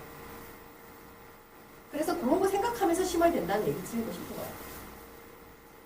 네, 이거는 이제 일반 농에서 하는 것도 여러분 알고는 있어야 됩니다. 유기농법에서 보통 일본 농법에서 다 이렇게 하죠. 땅 고르기 이게 뭡니까? 삽질. 그 다음에 이 삽질을 할 때 밑거름을 주셔야 돼요. 퇴비를 넣어야 된다는 거죠. 아까 자연농법에서는 퇴비 안 넣었잖아요. 여기는 부습된 퇴비를 넣어야 됩니다. 왜냐면 땅은 앞에 해서 작물들이 다 빨아먹었기 때문에 없다라고 보시는 거죠. 그래서 새로 또 넣어주는 거죠. 이거는 투입 농법이에요. 근데 보통 유기농으로 하시는 분들도 거의 다 이렇게 하시죠. 아까 자연농법을 하시는 분들은 거의 없습니다. 아직 없습니다. 이랑 만들고 고랑이랑 이랑 만들죠. 네, 씨 뿌리고 모종 씻고 가꾸고 이런 거 다 하는데 준비물 넘어가고 이런 것도 다 있어야 되고 농사 하나 지으려면 농기구부터 준비를 하셔야 돼요. 여기는 왜 호미가 없어? 호미가 제일 중요한데 그죠? 했어야 됩니다. 아까 순서대로 쭉 이렇게 하는 거죠. 이렇게 저는 그 자연농법을 배우면서부터 이렇게 작물이 이렇게 빨간 흙에 작물도 심어져 있는 게 이게 결코 아름다워 보이지 않습니다. 되게 불쌍해. 아무것도 없이 저 혼자 서 있잖아요. 너무 불쌍해. 그렇게 보이지 않으세요? 삭막해 보이지 않아요? 그 골프장의 푸른 잔디를 보면서 느끼시는 감정은 멋지세요? 골프장의 푸른 잔디를 뭐라고 부르냐면 예, 푸른 사막이라고 부르요. 사막과 농약을 너무 많이 줘요. 농약 줄 뿐더러 거기는 그러니까 색깔만 녹색이지 거의 사막에 준하는 수준이라고. 맞아요. 네. 그 석회는 왜 주냐면요. 땅이 자꾸 산성화가 돼요. 우리나라 토지는 기본적으로 그 화강암이 주를 이루고 있기 때문에 화강암 이렇게 흙이 만들어지는 과정 아시죠? 어떻게 해요? 그거 딱 노래 제목 딱 그대로예요. 뭐 바위돌 깨뜨려 돌덩이 깨뜨려 돌멩이 요런 순서로 흙이 되는 겁니다. 그러니까 흙이 하나님 만들어지기 위해서 정말 오랜 세월이 필요한 거죠. 풍화작용을 뭐 이렇게 해서 거쳐서 만들어진 건데 우리나라는 역사적으로 볼 때, 그러니까 지구 환경적으로 볼 때 최근에 만들어진 땅입니다. 그걸 어떻게 알 수 있냐면요. 돌이 많다는 거죠. 악자 들어가는 산이 있죠.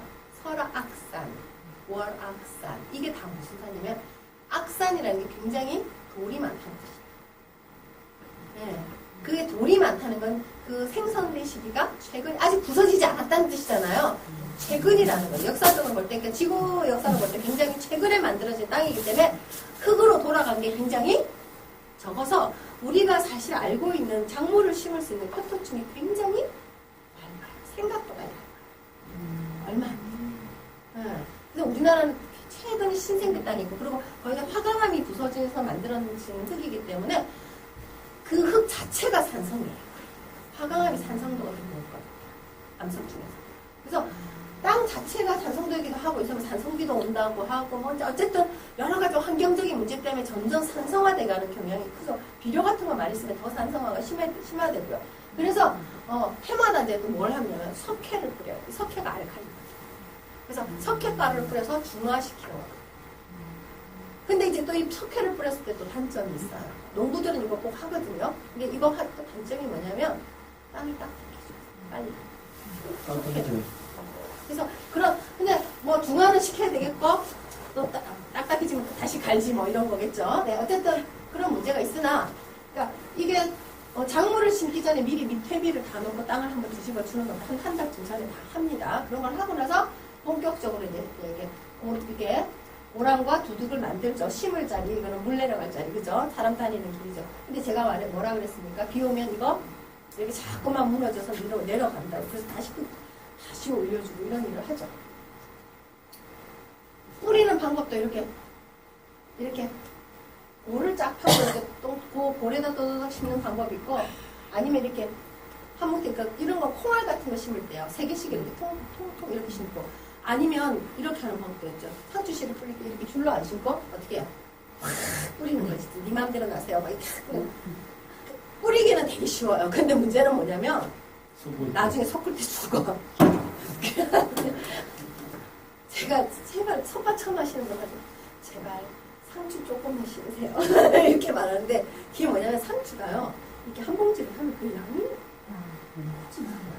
우리 식품만 먹기에는 그거 근데 그걸 막 두세 봉지 뿌렸다. 죽는 거예요.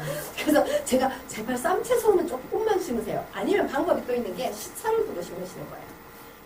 한 3일 간격으로 이쪽 한 줄 뿌리고 3일 뒤에 하나 뿌리고 이렇게 좀 약간 시차를 두고 그러면 얘가 좀 클 때 얘는 이제 싹 나오기 시작하고 이런 식으로 하면 순차적으로 할 수 있잖아요. 근데 이걸 확 다 뿌리죠? 죽어요. 네, 그거 말씀드릴게요. 그거 섞고 막 이렇게 하다가 진짜 열받아 죽어요.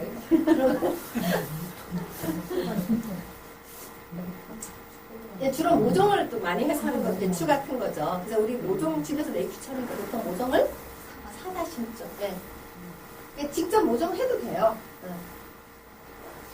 그 씨 색깔을 보시면요. 색깔이 막 초록색, 막 파란색, 빨간색 막 이렇게 들리는데요. 왜 그럴까요? 씨가? 씨 안 보셨구나. 씨를 사서 있다면 무씨 같은 거 보면 파란색이고 막 이래요.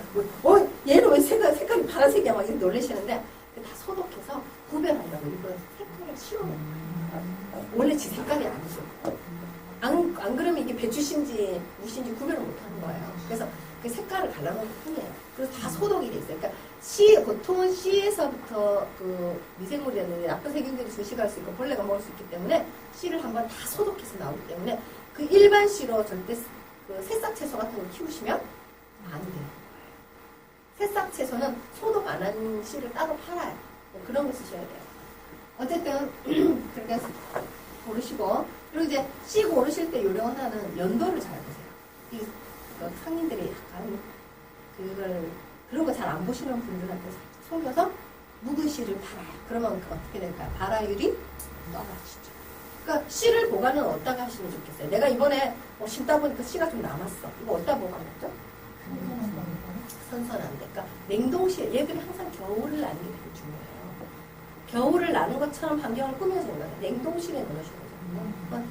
여의치 않다면 냉장실이라도 겨울 같은 분위기를 한번 내주는 거예요. 그래 내년에 발화가 더 잘 돼요. 그리고 좋은 채소 모종은 이런 건 아시죠? 뭐 이파리 이렇게 딱 보시면 아시죠? 네, 좀 누르끼리한 잎 있고 이러면 제끼셔야 됩니다. 네. 그리고 이제 심으실 때 모종을 심으실 때 이런 게 되게 중요한데요. 보통은 그 구멍을 파고 모종을 탁 심고 흙을 착 덮고 물을 위에다 막 줍니다. 요거 거꾸로 해요. 자, 구멍을 팠죠? 뭘 먼저 줍니까? 물. 자, 위로 물 10번 주는 것보다 아래로 물 1번 주는 게 훨씬 더 효과적이에요. 강한. 지금 얘가 모종 상태에서 자리를 옮기면 몸살을 하게 되거든요. 그때는 수분 공급이 굉장히 중요한데 위로는 제가 땅속으로 물 잘 안 들어간다고 얘기했습니다. 그래서 바로 땅속에다 물을 주고 얘를 퐁당 담그고 그걸 착 덮는 겁니다. 그러면 걔가 물을 바로 섭취할 수가 있거든요. 그리고 위에다 물 1번 더 주시면 좋고요. 어쨌든 물을 아래쪽에다 준다는 거. 그리고 모종을 심고 나서 포트에서 나왔을 때 흙이 요만큼 있었잖아요. 그럼 흙을 덮어줄 때 너무 많이 덮어주시면 안 됩니다. 어디까지요? 자기 원래 포트에 있던 흙 높이까지만 덮어주시면 돼요. 얘도요, 숨을 쉬어야 돼요. 땅하고 이렇게 그 뿌리가 통해서, 제가 아까 흙 속에 25% 공기가 필요하다고 했죠? 숨 쉬어야지. 이렇게 높이 쌓아버리면 숨을 못 쉬어서 죽어요. 그러니까 이런 거 봐요. 나무를 죽이는 방법이 여러 가지가 있거든요.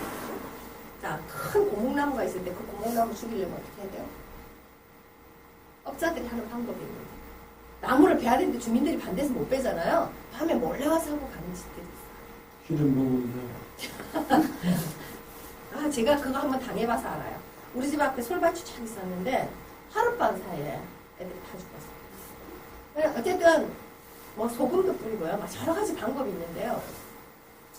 어떻게 하냐면 흙을 있잖아요.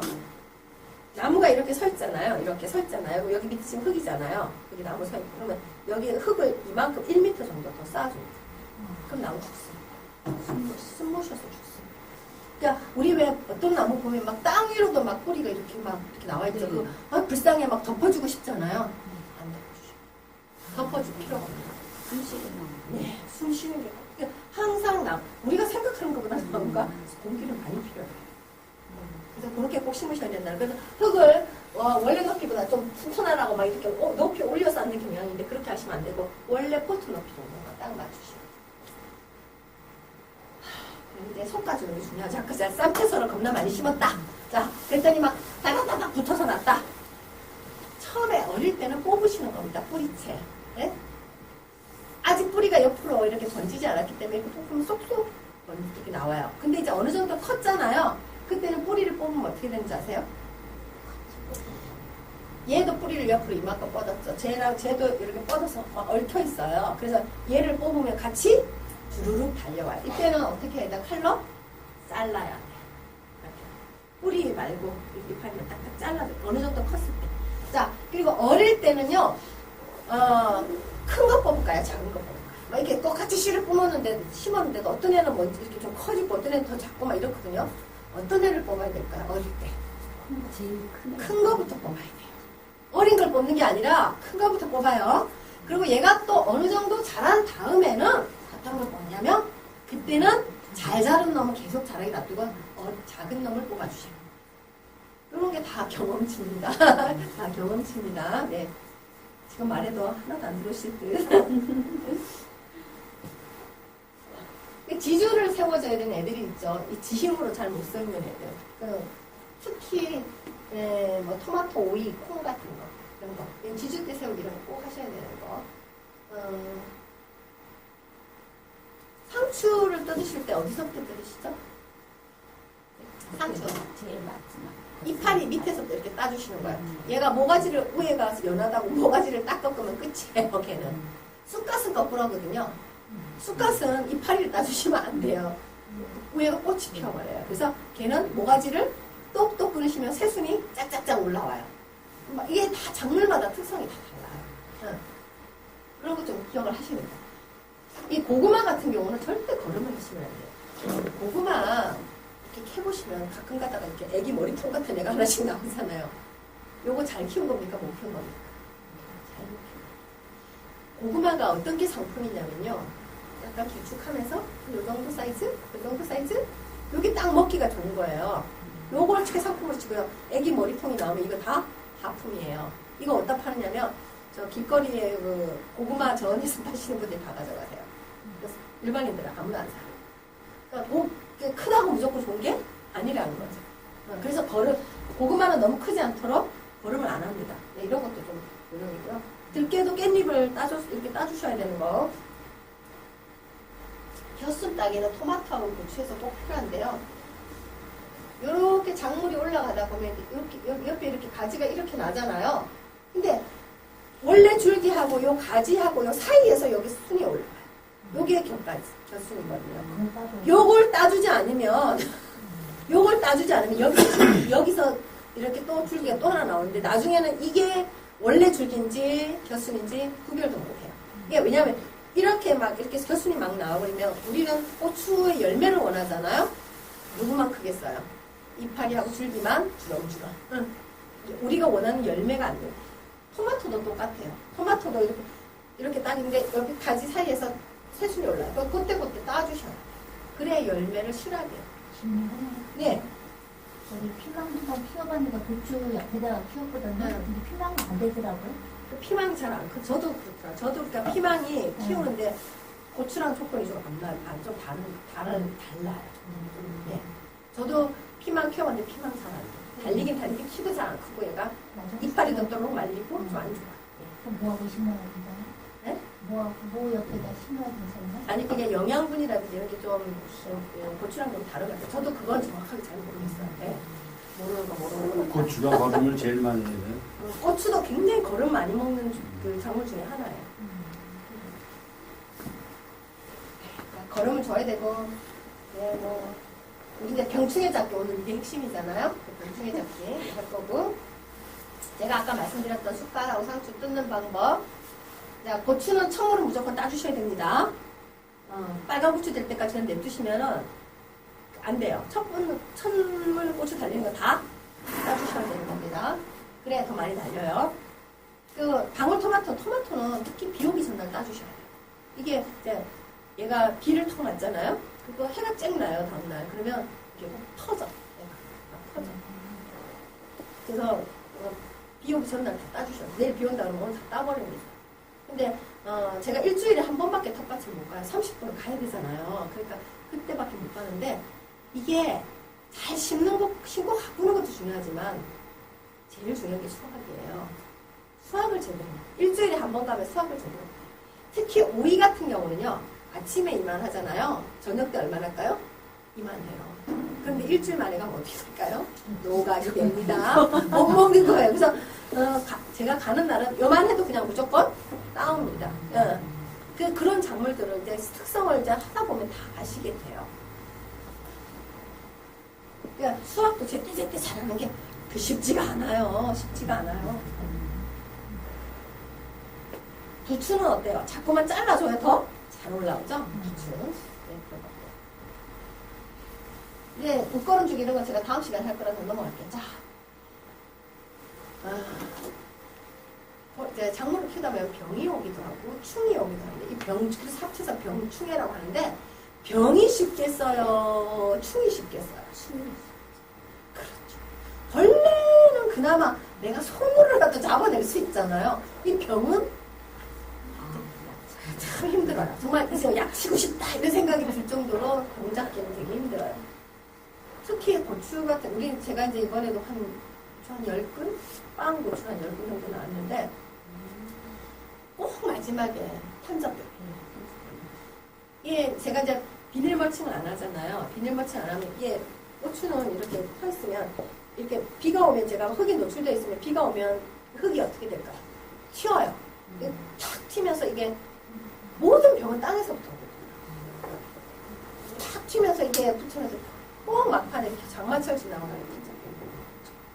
그래서 이게 노지에다가 농사를 지으면 탄저병은 필수다 이렇게 얘기해요. 그래서 막 비닐하우스로 자꾸 들어가는 거예요. 비 안 맞아서. 그리고 그 풀 안 나게 하는 효과도 있지만 흙이 안 튀게 하려고 멀치하는 게 비닐 멀치. 그런 병이 훨씬 더 어렵습니다. 근데 병은 제가 또 여러 가지 방법을 좀 알려드릴 건데 이제 그런 걸 통해서 충도 종류가 되게 많아요. 겁나 많죠. 지금 외우지도 못하세요. 그냥 넘어갑니다. 특히 벌레가요 입맛이 있어요. 입맛이 있어서 연한 거 좋아해요. 우리 사람하고 입맛이 똑같아요. 예, 작물이 어느 정도 자라갖고 이파리가 뻣뻣해지면 안 먹어요. 그러니까 언제 좋아하겠어요? 지금 막 새싹 요때 먹으면 이게 벌레가 생기기 시작하면 아작이 나는 거예요. 얘가 새수를 똑똑 따먹어버리잖아요. 그러면 오크잖아요. 그러니까 배추도 언제가 제일 조심하셔야 되냐면 모종 딱 심었을 때. 그때 벌레가 와서 냠냠냠 먹어버리면 끝나는 거예요. 그래서 보통 이렇게 처음에 벌레가 못 오게 하려고 이렇게 한냉사라는 걸 씌워요. 이렇게 하면 벌레가 그래서 그물망을 하나 해주시는 거예요. 어릴 때. 이렇게 해주시면요. 확실히 벌레가 들어와요. 네. 근데 이것도 귀찮아서 못합니다. 그죠?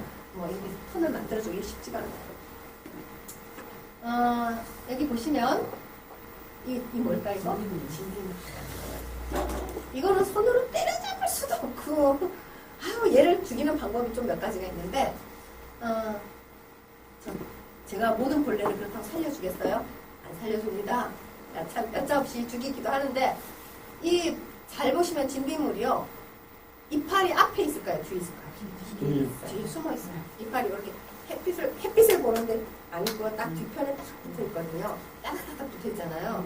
근데 요거를 죽이는 방법 중에 하나 좋은 게 텃밭이라면 얼마 안 되잖아요. 양이 작물 양이 얼마 안 될 때는 붓하고 우유를 딱 가져가는 거예요. 그래가지고 붓에다가 우유를 묻혀. 그래갖고 이파리 하나 들고 이렇게 발라. 그것도 언제 바르냐면 한낮에 햇빛 쨍쨍할 때 이렇게 바르면 우유가 금방 말라요. 아시죠? 우유를 이렇게 바르면. 그러면 그 우유가 묻은 그 애는 그 몸에 우유가 마르겠죠. 그 걔가 말라주고 숨을 못 쉬고. 왜 약간 우유가 약간 찐 듯? 약간 그런 점성이 있죠. 그래서 단백질 성분이 목에 고용이 되면서 숨을 못 쉬게 해줘요. 이파리 하나씩 들고. 근데 이걸 왜냐면 위에서 이렇게 해서 뿌려봐야 소용이 없는 게 다 뒤에 있어서 이파리 하나씩 들고 이렇게. 그거 확실해요. 확실히 먹고 막 사수 먹고. 이렇게 붙어 있잖아요. 이렇게 한 마리씩. 그러니까 제가 생각이 그래요. 작물 자체가 건강하면요. 이렇게 작물 똑같이 심어도 이렇게 배추 이렇게 심어놔도 벌레가 한 놈만 공격합니다. 그게 뭐냐면 제일 약한 놈을 공격하는 거예요. 자기가 공격하기 제일 만만한 놈. 그러니까 괴를 아작을 내고 다음으로 넘어가는데 그러니까는 뭐냐면 작물 자체가 건강하게 잘 자란 애들은요. 병충해 강해요. 우리 똑같이 감기가 유행해도 저처럼 감기가 걸린 사람이 있고 안 걸린 사람이 있잖아요. 그 차이. 그래서 작물 자체가 건강하게, 그러니까 비료 주고 막 이런 애들은 허약해. 맨날 이렇게 떠먹여주던 것만 먹다가 그렇게 자란 애들은 애들이 허약하죠. 그러니까 비료를 많이 먹고 자란 애들은 그거 있어요. 유기농으로 지은 논하고 일반 농으로 지은 농하고 딱 보면 어떻게 차이가 있냐면요. 태풍이 왔을 때요. 일반 농은 어떻게, 비료 준 농은 어떻게 될까? 벼가 다 쓰러져. 쓰러지는 이유가 뿌리가 약해서 그렇잖아요. 근데 이게 유기농으로 키운 애들은 지가 땅심으로 먹고 자라는 애들은 뿌리가 깊어서 안 넘어지는 거예요. 그 차이거든요. 그러니까 병충해가 오는 것도 그 작물의 힘에 의해서, 그 작물 자체의 힘에 의해서 결정돼요. 커요. 특히 질소 비료를 많이 주면 되게 애가 약해요. 그것도 다음 시간에 얘기하겠습니다. 자, 가루이류도 이런 거 있어요. 얘도 이게 약간 흰벌레거든요. 저는 이거 농사지면서 이거는 별로 못 봤어요. 담배가루이도 있고, 이건 저는 별로 못 봤고. 응애류도 있어요. 이렇게 참외를 키우면요. 이렇게 저는 참외 키워봐서 하면 얘가 생겨요. 이렇게. 고추나무에도 비슷한 게 있어요. 네. 그래서 하여튼 요렇게 이파리가 이렇게 가을 낙엽처럼 이렇게 물들어 가는 거죠. 그리고 이러다 보면 작물이 잘 이렇게 막 죽어요. 말라 죽어요. 고추에도 이렇게 생겨요. 이게 많죠. 먼지 응애류. 많이 사람들이. 그리고 뿌리혹 섬충류라고 해서요. 이렇게 막 뿌리에 혹처럼 몸을 일으키는 거죠. 이게 약간 그 실지렁이 같이 하얗게 섬충. 땅 속에 있어요. 이게 어떤 땅에서 이런 애가 많이 생기냐면 오염된. 네. 그런 땅에서 얘네들은 이 섬충이 많이 살아요. 땅이 안 좋으면 많이 살아요. 그 총채본에 이렇게 있어요. 시커먼 애가. 얘도 별로 없어요. 제 밭에는 별로 없어요. 이게 이파리가요. 끝이 이렇게 말려 들어가요. 나방하고 나비 구별할 줄 아세요? 날개를 접는 애랑 피고 앉는 애. 앉을 때 보면 알아요. 나는 술 접고 왔니? 펴고 왔니? 이렇게 보면 나방류는 이렇게 생겼거든요. 나방류 애벌레들이 되게 작물을 많이 먹어요. 이렇게 생기지. 달팽이도요. 상추에 얼마나 좋은지 몰라요. 상추 뽕뽕뽕 구멍을 내는데 저게요. 내가 지금 유기농을 하잖아요. 유기농에 베풀어놓는 거예요. 네, 제 밭에도 얘 엄청 많아요. 친환경으로 친하게 한 번 더. 자, 달팽이가 상추에 얼마나 좋아했어요. 저기서 제가 띠 내고 온다고 띠 내고 노예분들은 오는데 집에 오면 꼭 몇 마리씩 따라와. 먹고 살기 걔도요, 얘 뚜껑 있는 애는 봐줄만 해요. 뚜껑 없는 애. 아우, 얘, 아우. 진짜 일반한 거 만들어. 얘는 쌍놈이고 얘는 양반이고. 쟤는 양반이 얘는 쌍놈이고. 그 써있지 이렇게. 자, 이 깍지벌레류는요, 이렇게 딱 붙어요. 집에서 하청 키울 때는 많이 생길 거예요. 이렇게 조개 껍데기처럼 쫙 붙어서 이렇게 손가락으로 긁어도 잘 안 떨어져. 쟤는 그 침을 흘려갖고요. 옆에가 시커매져. 저거 앉은 자리에는. 아, 선생님 너무 잘하신다. 이렇게 약간 뭐 집에서 키운 하청이 막 이렇게 죽어가는 애들 있을 거예요. 이게 깍지벌레로 생겼어요.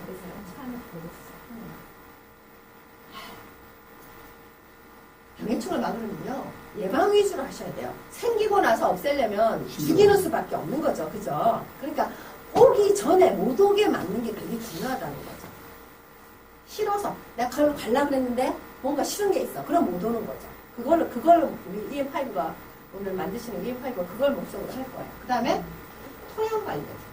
뭐를 주의하라고요? 질소. 그러니까 이 질소, 이건 다음 시간에 할 건데, 질소가 특히 잎채소에 되게 많이 쓰거든요. 그래서 여러분 시장 가셔서 시금치를 살 때 유달리 새카만 애가 있죠. 근데 그러니까 초록색이다 못해가지고 막 무섭게 시퍼런 애가 있죠. 요즘 많은 대부분 그걸 좋게 생각하세요. 이 질소. 그러니까 그 시금치도 약간 초록빛 나는 거 있잖아요. 예쁜 초록. 그게 더 좋은 거. 이게 뭔가 질소가 가다되면 그렇게 시커멓게. 그러니까 채소가 막 너무 푸르다. 이거 좀 이상한 거야. 그러니까 이 질소가 많으면 특히 병이 많은 거야. 너무 과하게 줘. 이런 거 아시겠죠? 이런 건 다 읽어보시면 아시겠죠? 네, 이런 건 제가 뒤에 가서 다시 설명요. 어쨌든 이게 돌려짓기 하는 일. 아까 배추 심었던 자리에 배추 안 심는다는 얘기가 돌려짓기거든요. 그러니까 땅 속에 다 숨어 있다가 다음에 다른 작물을 심으면 먹을 게 없잖아요. 이사 가야 되잖아요. 배추까지. 그래서 어려웠거든요. 근데 그 자리에 배추를 똑같이 심어버리면 물만 났지 뭐. 아주 잘. 그래서 아까 자기가 다 알 것 같죠? 내가 작년에 여기 뭐 심었더라? 몰라요? 다음에 오면. 그래서 항상 뭘 할까요, 저는? 밭을 그려놓죠. 여기다 뭐 심었네. 이거 다 표시해놔야 다음에 들고 가서 여기 너는 작년에 여기 뭐 심었지? 여기 심으면 안 돼. 이렇게 되는 거예요. 그걸 기록을 안 해놓으면 잘 몰라. 여기다 심었던가 저기다 심었던가 잘 몰라요. 사람이 기억력이 생각만큼 안 똑똑하더라고요. 네, 그래서 그런 거 꼭 필요합니다. 그러니까 섞어짓기는 아시죠? 아까 이렇게 고추밭에 들깨 같이 심는 이런 게 바로 섞어짓기 예라고 합니다. 요즘은 천적곤충으로 유기농사도 많이 하죠. 진딧물 잡아먹는 게 무당벌레. 무당벌레. 근데 이제 무당벌레도 있죠. 잘 보시면 위에 등에 보시면 등딱지에 점이 있는데 점이 7개 있는 애가 있고 28개 있는 애가 있어요. 근데 7개는 그러니까 익충으로 쳐요. 그러니까 잡아먹는다. 근데 이 28개짜리는 또 얘가 생물 먹어요. 그래가지고 얘는 또 해충으로 분리돼 있어요. 이게 점수를 잘 세세요. 이렇게 네. 저는 고추밭에 이렇게 고추를 심어놓으면 이 거미가 와서 거미줄을 진짜 저는 그거 진짜 안 건드리려고 너무 했어요. 왜냐면 그 거미줄에 걸리는 그 곤충의 양이 장난 아니에요. 거미 징그럽다고 막 줄 다 이렇게 치시죠? 집에 모기를 없애고 싶으면 집에 거미줄 하나 키우세요. 모기가 꼭 다 걸려. 거미한테 줄이 없어요. 거미줄이 그렇게 나쁘다고 생각하시면 안 돼요. 네, 무당벌레 이건 제가 그냥 바쁘니까 넘어갈게요. 알려드릴 건 많고 그냥 넘어가겠습니다. 제가 이런 것들은 땅강아지 도서는 되게 많아요. 요새 땅강아지 보기 되게 싱그러워요. 선생님 징그러워요? 얼마 귀여운데 보송보송해갖고 얼마 귀여운데. 얘도 저 농약 안 돼 있어요. 그렇죠. 얼마나 귀여운데 땅속에 파면 저거 농약은 없어. 너무 귀여워요. 다른 벌레는 약간 징그러운데 얘는 어떻게 이렇게 몸이 이렇게 보송보송한지 모르겠어요. 보송보송. 저희 집 밭에 애 있죠. 두더지 있죠. 두꺼비도 와서 한 번씩 이렇게 작물 사이에 앉아 있죠. 두꺼비도 나름 잘 보니까 귀엽더라고요. 정치가 크게 이렇게 벌레 딱 들어가 있잖아요. 벌레가 구멍도 안 보이는데 어떻게 들어갔지? 아주 어릴 때 들어가나 봐요. 조그맣게 해서 그 안에서 크던 거죠. 또 이런 거 보시면 이 두꺼비 제가 이거 대표님 무를 심으면 무밭에 제가 있어요. 저 제일 무서운 게 그러니까 제가 이제 이렇게 탁 보면 이게 탁 붙어 있거든요. 그래서 얘가 이렇게 젓가락을 들고 다니면 병 하나 들고 다니면서 이렇게 잡아요. 근데 제가 잡다가 어떻게 잘못 탁 건드리잖아요. 그럼 내가 탁 건드리면 밑으로 툭 떨어져요. 그래갖고 죽은 척 하는 거예요. 안 움직여. 나 흙이에요. 이러면서 이게 위장술이 장난 아니에요. 이게 툭 떨어지면요 순간적으로 잘 안 보여요. 흙하고 이렇게 섞여버리면 하여튼 약간만 건드리면 툭 떨어져요. 네. 그래서 저거를 일일이 병원에다 다시 주워 담는답니다. 네. 이렇게 젓가락을 잡고 이렇게 아유 이쁘죠. 자, 근데 이제 여러 가지 병충해 방지법이 우리나라 옛날부터 재래 방법으로 하던 게 있어요. 기억나시죠? 식초를 뿌린다. 또 제가 진딧물 우유 얘기도 했잖아요. 담배도 어떻게 합니까? 담배째 이렇게 물에 우려놨다가 그 물에 타서 이렇게 뿌려주고. 네, 그런 거 다 있었어요. 마늘도 되게 독하잖아요. 마늘도 이렇게 우려냈다가 네, 다려서 이렇게 새충이 물에 타서 주고. 고추도 매운 고추 이용해서 그렇게 하고. 우리 오늘 만든 EM8 요거를 몽땅 섞었다. 이렇게 생각하시면 되겠습니다. 그 재래로 내려오는 방법들을 몽땅 EM 환경에다가 녹여냈다. 또는 이런 것들. 네. 그럼 EM5를 주는데 EM5 만드는 방법은 자, 500짜리 우유국자 페트병 가내시고요.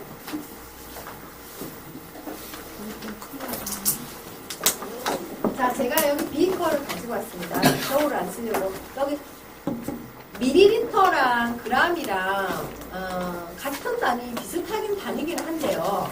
무게랑 물의 그 부피량은 좀 다르거든요. 그러면 같은 50g, 50ml 하면 실제로는 이거는 누가 더 많을까요? 그람이 더 많아요. 훨씬 많아요. 네, 그래서 오늘은 다 뭘로 할 거냐면 기본으로 미리리터 단위로 맞추실 거예요. 이해되셨죠? 네, 미리리터 단위로 맞춰서 하실 거고요. 자, EM을 일단 50cc 여기 눈금 있죠? 하셔서 병 속에 담아주시겠습니다. 자, 하시고요. 이게 당밀은 끈적거려서 어떻게 할까요? 제가 따라 드릴까요? 아니면 여기서 따라 드리고 여러분들이 담으시겠어요? 이건 알코올로 청소하는 거 네, 이게 청소할게요. 어떻게 하실까요? 이게 너무 끈적거려서 제가 따라 드리는 게 낫겠죠? 네, 그렇게 하시고. 자, 여기 식초를 50cc 넣어주세요. 50이요? 네, 50. 선생님 거기 50 돼 있잖아요. 거기 맨 꼭대기가 50입니다. 네. 50 넣으세요. 자, 당밀은 제가 넣어드릴게요. 자, 선생님 이거 2알씩 좀 나눠주세요. 1인당 2알.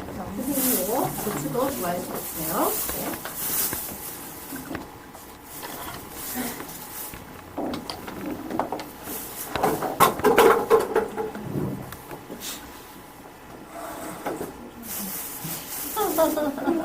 누르고 잘 보여요. 소주에 따른 의식.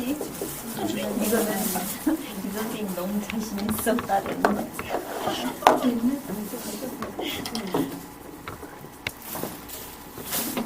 네. 마을 집에 갖다 먹어가지고.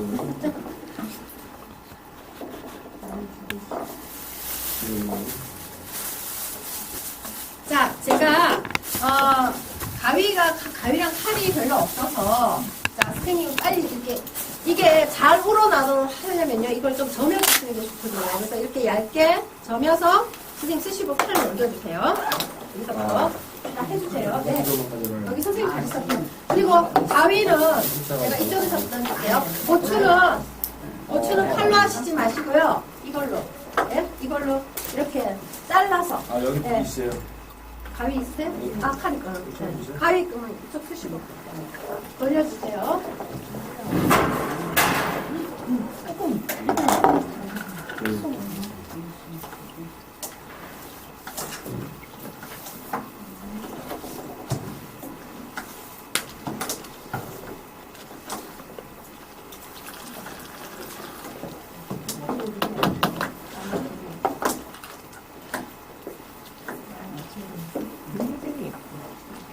식초 받으세요, 선생님.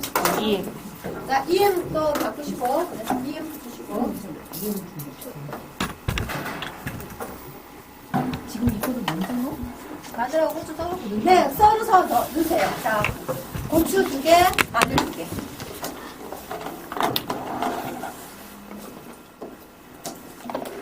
꽃을 얇게 썰어요? 아, 고추는 그냥 가위로 이렇게 뚝뚝 잘라서. 선생님, 가위 다 쓰셨나요? 미리 넣어드리겠어요? 섞어요? 네? 식초하고 네, 원래 다 넣으세요. 여기 속에.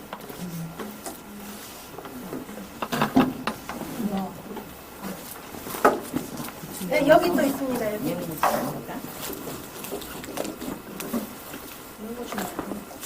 네, 10초 넣으세요, 선생님. 10초. 시도 10초 50.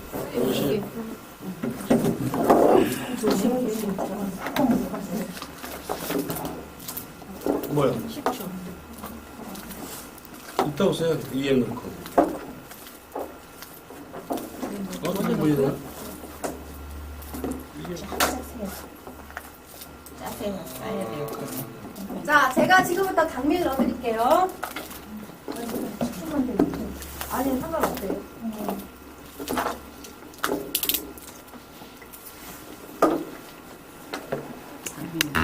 고추 넣으셨어요? 살만 넣었어요. 식초 몇? 50. 식초 50. 이거 닦고.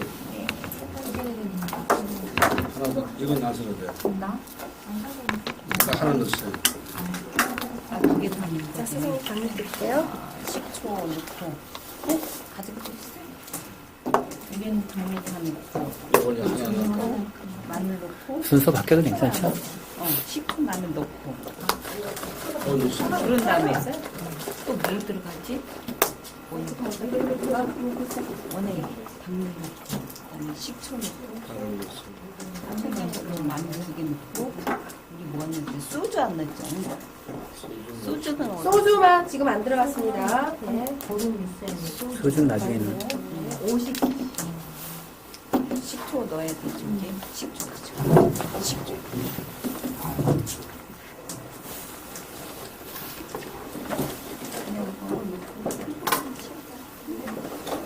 다 넣으시고. 자, 여기까지 고추랑 그 다음에 마늘까지 들어갔습니다. 자, 그 다음에 제가 쑥 하고 이렇게 이렇게 쓴맛이 나는 이런 것들 허브 식물들이 들어가면 됩니다. 허브라는 게 어떤 뜻이냐면 향기가 나는 식물이라고 생각하시면 돼요. 향기 나는 건 뭐든지 허브예요. 그럼 오늘 들어간 재료 중에 허브는 뭘까요? 허브. 마늘도 허브예요. 예. 마늘도 향기가 독하잖아요. 고추도 그러네요. 네, 고추. 그러니까 향기가 나는 모든 것들은 고추는 향기가 아니라 그는 매운 거죠. 네. 그러니까 뭐또 쑥도 쑥향이 있죠. 그것도 이거 허브고요. 좀 넣었어요? 우리 로즈마리나 페퍼민트 이런 것도 다 허브라고 합니다. 그런데 허브 중에서도 좀 독한 허브들이 들어가는 게 효과적이거든요. 자, 그런데 오늘 은행잎 나오셨는데, 자, 저는 요새 낙엽이 막 지잖아요. 다 노란 거예요. 그래서 이거 어떻게 했을까요? 낙엽 지기 전에 미리 따서 냉장실에 보관하고 있었어요. 그럼 어떤 게 효능이 더 좋아서? 파란색. 자, 이렇게 낙엽진 그 노란색보다는 모든 게 생리작용이 가장 활발한 초록색이 훨씬 더 효과가 좋은 거예요. 그래서 요거 2입씩, 1인당 선생님 2입씩 나눠주시겠어요? 많이 필요 없었죠? 네. 금이에요. 그것도 선생님 좀 찢어서, 손으로 찢어서, 일단 2입씩 이거는 냉동시켜놔요. 진짜 나무터 올라갔는데 파란색 듣기 위하여. 자, 쑥은 제가 드릴게요. 쑥은 1인당 조금씩. 이거 그냥 넣는 거예요? 네. 자, 손으로 뜯어서 넣어주세요. 쑥을 이렇게 많이 뜯어오셨는데. 선생님 드시던 거 써보면 난안 옷은 안 드세요? 그게 이 쓴바기 뿌리는 그냥 반찬 해 드시는 게 좋을 것 같아요. 그리고 이파리를 제가 하나씩 드릴게요. 네. 선생님 2개. 선생님. 자, 손을 흔들어 넣으시면 됩니다. 자, 선생님 은행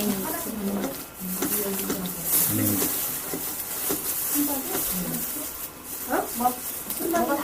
순박이 안 드렸어요?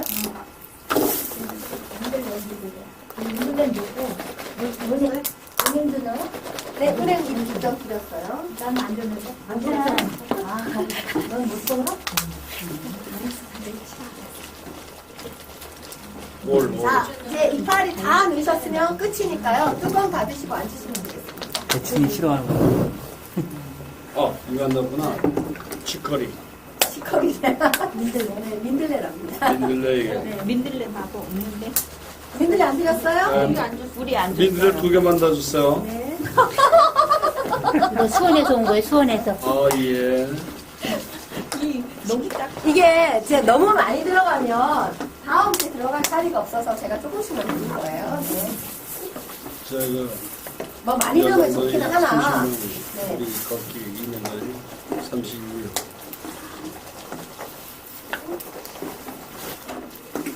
지금 보시다시피 지금 들어갔던 것들이 아까 민간요법에서 나왔던 그런 그 재료들이 싹 다 들어간 거 아시겠죠? 네. 자, 은행잎에 묻는 도대체 뭘까요? 은행잎은 향기가 없어요. 그쵸? 아무 느낌이 없어요. 그런데 그애가 어떻게 그렇게 할 거죠? 자, 만약에 이제 허브가 있는 대로 이렇게 넣으시면 되는데 꼭 빠지지 말고 꼭 들어가야 되는 거 일단 마늘, 청양고추, 은행잎 이 세 가지는 맞으시죠.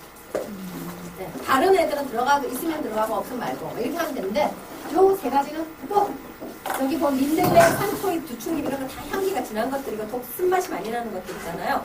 저런 것들을 꼭 쓰시는데 제가 오늘 원래는 한 1.5리터 병 하려고 그랬는데 쓸 일이 없어요 지금. 그죠? 그래서 작은 병 50짜리 이게 500짜리로 해본 거고요. 발효를 어느 정도 시키시냐면 지금 여기에는 지금 하신 데서는 지금 물을 안 넣었잖아요. 지금 물이 빠졌죠? 물하고 소주가 빠졌죠?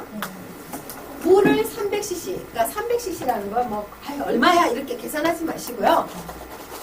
나중에 소주 50cc 들어갈 자리만 남겨놓으시면 돼요. 한 이 정도까지만 물 채우시면 돼요. 그리고 나중에 소주 컵으로 한 컵 딱 넣으시면 되는 거죠. 그거 나중에 제가 오는 시간에 같이 넣도록 할게요. 그래서 요까지만 넣으시면 네, 나중에 소주 이만큼 넣으시면 완성이 되는 거예요. 물은 어디까지? 요 정도까지만. 한 80%까지만 넣으시면 되겠어요. 그러니까 300cc 너무 신경 쓰지 마시고. 왜냐하면 요 안에 들어가는 이런 부재료들의 양에 따라서 물량이 자꾸만 바뀌어요. 이거 많이 들어가면 물이 적게 들어가는 거죠. 그래서 제가 줄인 거고요. 여기에 쓰는 물은 쌀뜨물 아닙니다. 그냥 맹물입니다. 쌀뜨물 넣지 마세요. 자, 증식을 한 다음에 한 열흘쯤 후에 우리가 그거 할 겁니다. 그 소주. 그럼 소주는 들어가면 방부작용을 합니다. 그러면 미생물이 거기서 스탑한다고 생각하시면 돼요.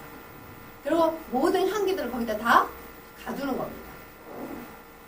계속 증식하기를 원치 않아요. 여기서는. 소주는 열흘 뒤에 넣으시는 거예요. 그래서 오늘 준비 안 한 겁니다. 집에 가서 누르면 돼요? 이렇게 들고 지금 여기서 넣으셔도 되는데 들고 가시기 힘들 것 같아서. 근데 무겁잖아요, 괜히. 그래서 물은 집에 가서 넣으시는 걸로 그렇게 하는 겁니다. 소주는 열흘 있다.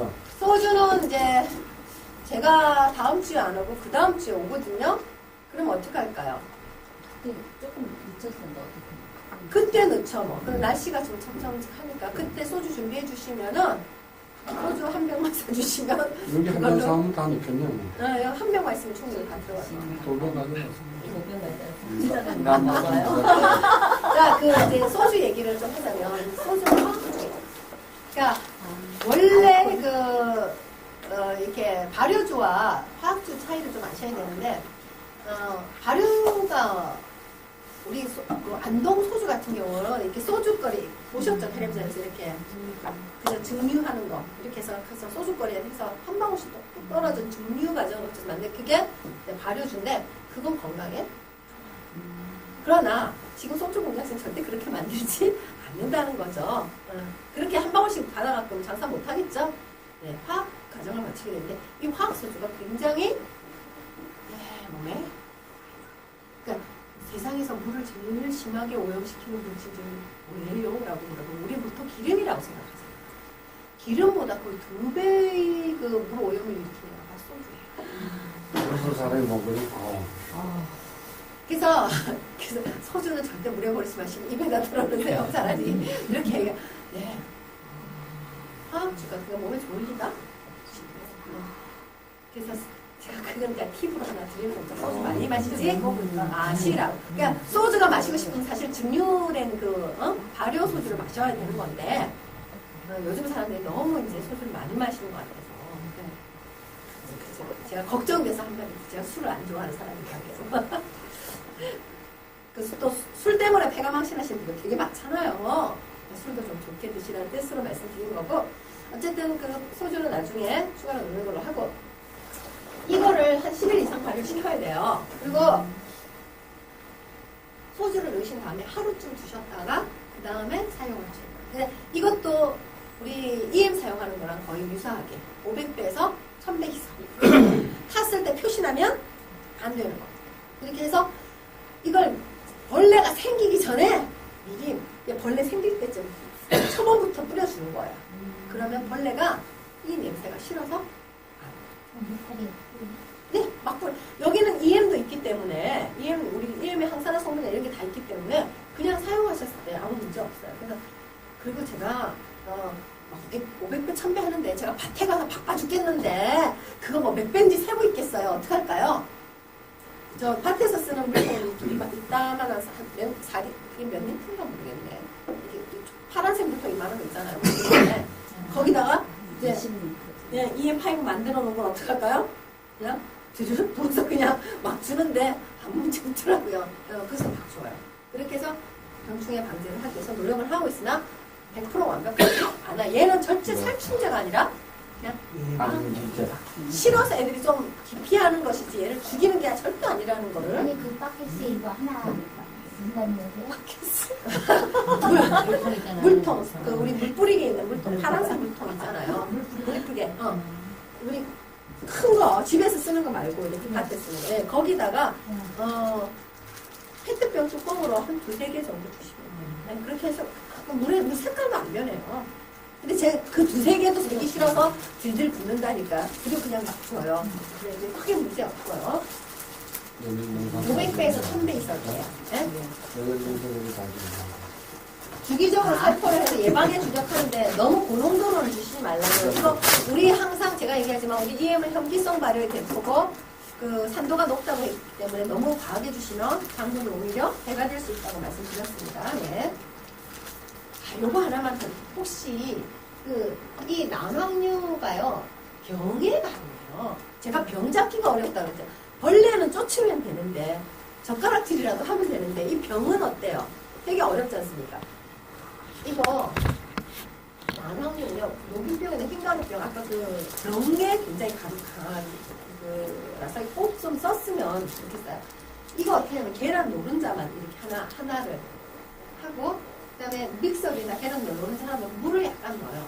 그리고 이걸 윙 돌려요. 할 때도 믹서기 계속 2분 동안 늘려놓지 말고 했다 멈췄다 이렇게 해야 더 잘 섞이는 거 아시죠? 이렇게 자꾸 이렇게 해서 한 2-3분 푸신 다음에 거기다가 식용유를 우리 마요네즈 만드는 거랑 비슷해요. 네. 그래서 60ml 소주컵 한 컵하고 조금 더 그 정도 넣어서 또 충분히 그 유화를 시켜요. 믹서기를 돌리면 마요네즈 만드는 것처럼 섞이기 시작하는 겁니다. 그럼 이 기름하고 섞인 난황류를 다른 그릇에 보관하고 있다가 계란 하나 기름 60ml잖아요. 그거를 어느 정도에 시작하냐면 물 20리터. 되게 크잖아요. 잘 모르겠다. 그러면 우리 2리터 생수병 있죠. 그러면 그 생수병에 그 만들어 놓은 그러면 한 60에다 오시면 한 110 정도 되잖아요. 양이. 그 양을 10등분, 그러니까 한 10g씩 정도를 나눠서 그거 한 병에 한 10분의 1씩 넣어서 희석해서 밑에 주시는 이런 병충해 방지에 굉장히 도움이 되세요. 근데 여기다 물을 넣지 말고 우리는 뭘 넣을까요? EM 이완면, 네, EM 같이 좀 넣어서 저기 있죠. 네. 그리고 제가 미세여서 되게 많이 필요하다고 그랬잖아요. 제가 그거 그림이 안 넣는데 난각 칼슘이라는 거 아세요? 배추를 키우다 보면 선생님 배추 심으셨어요? 100통 있어, 100통. 저는 배추가 잘 안 됐어. 무는 잘 됐는데. 이제. 근데 배추가 키우다 보면요, 이 끝이 이렇게 노랗게 이렇게 막 말려 들어가면서 노랗게 변하는 경우가 있어요. 그게 뭐냐면 칼슘이 부족해요. 그래서 그때는 칼슘을 보충해줘야 되는데 그 칼슘을 계란 껍데기를 쿡쿡 박아 놓는다고 칼슘이 생기는 게 들어가는 게 아니에요. 걔를 녹여내야 되는데 어떤 녹여내는 것을 보냐면 계란 껍질을 막 이렇게 잘게 가루를 내서 식초에다가 담그면요, 얘가 화학 작용으로 이렇게 올라와요. 거품이 생겨. 그걸 좀 있으면 그게 거품이 꺼지면서 이렇게 계란 껍질이 가라앉거든요. 한 달 좀 숙성을 시켜요. 그다음에 그 안에 칼슘이 다 녹아나. 그럼 그걸 또 그 식초에 지금 한 거기 때문에 많이 주시면 안 되는 거 아시죠? 또 물에다가 1000배 희석하셔서 주시면 칼슘 보충 굉장히 도움이 돼요. 네, 농사를 알면 알수록 할 게 되게 많아요. 근데 이제 그냥 넘어가는 걸로. 자, 시간이 지났어요. 5분. 질문 있으시면 질문 받고 끝낼게요. 집에 있는 이 썩는데 돌을 왜 그런 거예요? 꼬리 쪽에 네. 그것도 병이 왔네요. 무슨 그 병이요? 무슨 무름병 같은 거 같네요. 이에만 뿌리고 이런 거 뿌리고 괜찮아요? 그걸로 잘 안 드실 겁니다. 그 병은 제가 EM을 자꾸 되게 힘들어요. 그러니까 병이 오기 전에 면역력을 길러주셔야 돼요. 그러니까 미리미리 EM을 주셔서 병이 안 오게 하는 게 맞지. 이미 병이 온 거는 지금 안 되는 건 안 될 겁니다. 네, 선생님. 네. 집에 있는 화초에 뿌려도 됩니다. 당연히 좋죠. 근데 지금 원래 없을걸? 지금 병이랑 없어요. 네, 지금 글쎄 제가 지금 여러분들 시기가 안 좋다고 하는데 어제 실험 해볼 데가 없어요. 지금. 예, 제가 이걸 그래도 만들어 봐야 되는 건 완성됐을 때 향기라든지 어떤 상 굉장히 톡하면서 되게 독할 것 같은 생각이 들잖아요. 뭔가 그 독한 것들이 다 들어갔더니 되게 독할 것 같죠. 그러니까 그때 다음 시간에 언제가 제 시간이냐면 보시면 제가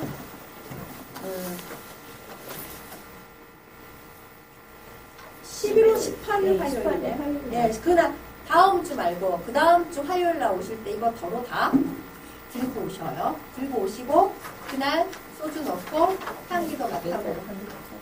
네? 여기다 담고. 그럼 여기다 다 넣고 그럼 하시는 거기 거예요. 가져갈 필요도 없네. 그렇죠. 그럼 물만 넣어서 그럼 여기다 딱 진열하시는 걸로. 물을 넣으셔야 돼요. 지금. 다 똑같은 건데. 네, 그럼 끝나고. 네, 그럼 끝나고 그럼 그날 같이 해서 그럼 가져가는 걸로 하고. 가져갈 필요 없잖아. 한 겹두개도. 선생님 자꾸 나한테 붙어. 그러면 딱 시기적으로도 맞네요. 그죠? 아마 거의 열흘 넘게 걸리니까. 네, 딱 좋네요. 네, 그렇게 하는 걸로 할게요. 유효 기간은 아, 유효 기간이요? 네. 어떤 나는요? 아니 이거 만들어 놓은 아, 거 이거? 예, 언제 이거를 어디다 모든 게 제가 그랬죠. 완성이 되면 그때부터 효능이 떨어지시죠. 네. 모든 균형이 깨지기 시작하면서 그리고 자꾸 우리가 뚜껑을 닫았다 하면서 잡균들이 들어가기 시작하면서 균형이 깨지니까 하여튼 뭐든지 발효 직후가 가장 효능이 좋다는 거. 그러니까 써야겠네. 네, 빨리 써는 게 좋죠. 근데 어디 갔어? 쓸 때는 없는데 그냥 뚜껑 꼭 닫아서 내년까지 두셔도 크게 문제는 없어요. 열지만 않으면? 네, 열지만 않으시면. 냉장고는 그럼 내년에 네, 써야지. 애들을 재우는 것도 방법이죠. 냉장고에서. 냉- 5도 아래로만 내려가면 잘 냉장. 네, 냉장. 이렇게 하시면 돼요. 내년에도 다 죽잖아. 얘네는 농사 짓는 게 없는 거야. 내가 농사 지니까. 네? 근데 일단은 발효 완성 상태를 보셔야 되니까 그냥 두시는 걸 이렇게 물 넣어서 다음 시간 제가 올 때까지 그냥 둬서 이제 확인하는 걸로 하실게요. 네. 일단 더 이상 질문 없으시면 수업 마치도록 하겠습니다. 수고하셨습니다. 감사합니다. 네. 그 용시 네임펜으로 물을 넣- 뚜껑에다가 네, 물을 넣어서 이름 자기 이름 써가지고 네, 저 한쪽에다가 밑에다 줍니다. 지금 넣어야 돼. 물 지금 넣어야 돼요. 네, 지금 넣으셔야 됩니다. 그 선생님 물 들어가시거든요. 지금 걸어가시는 거. 네. 네. 거기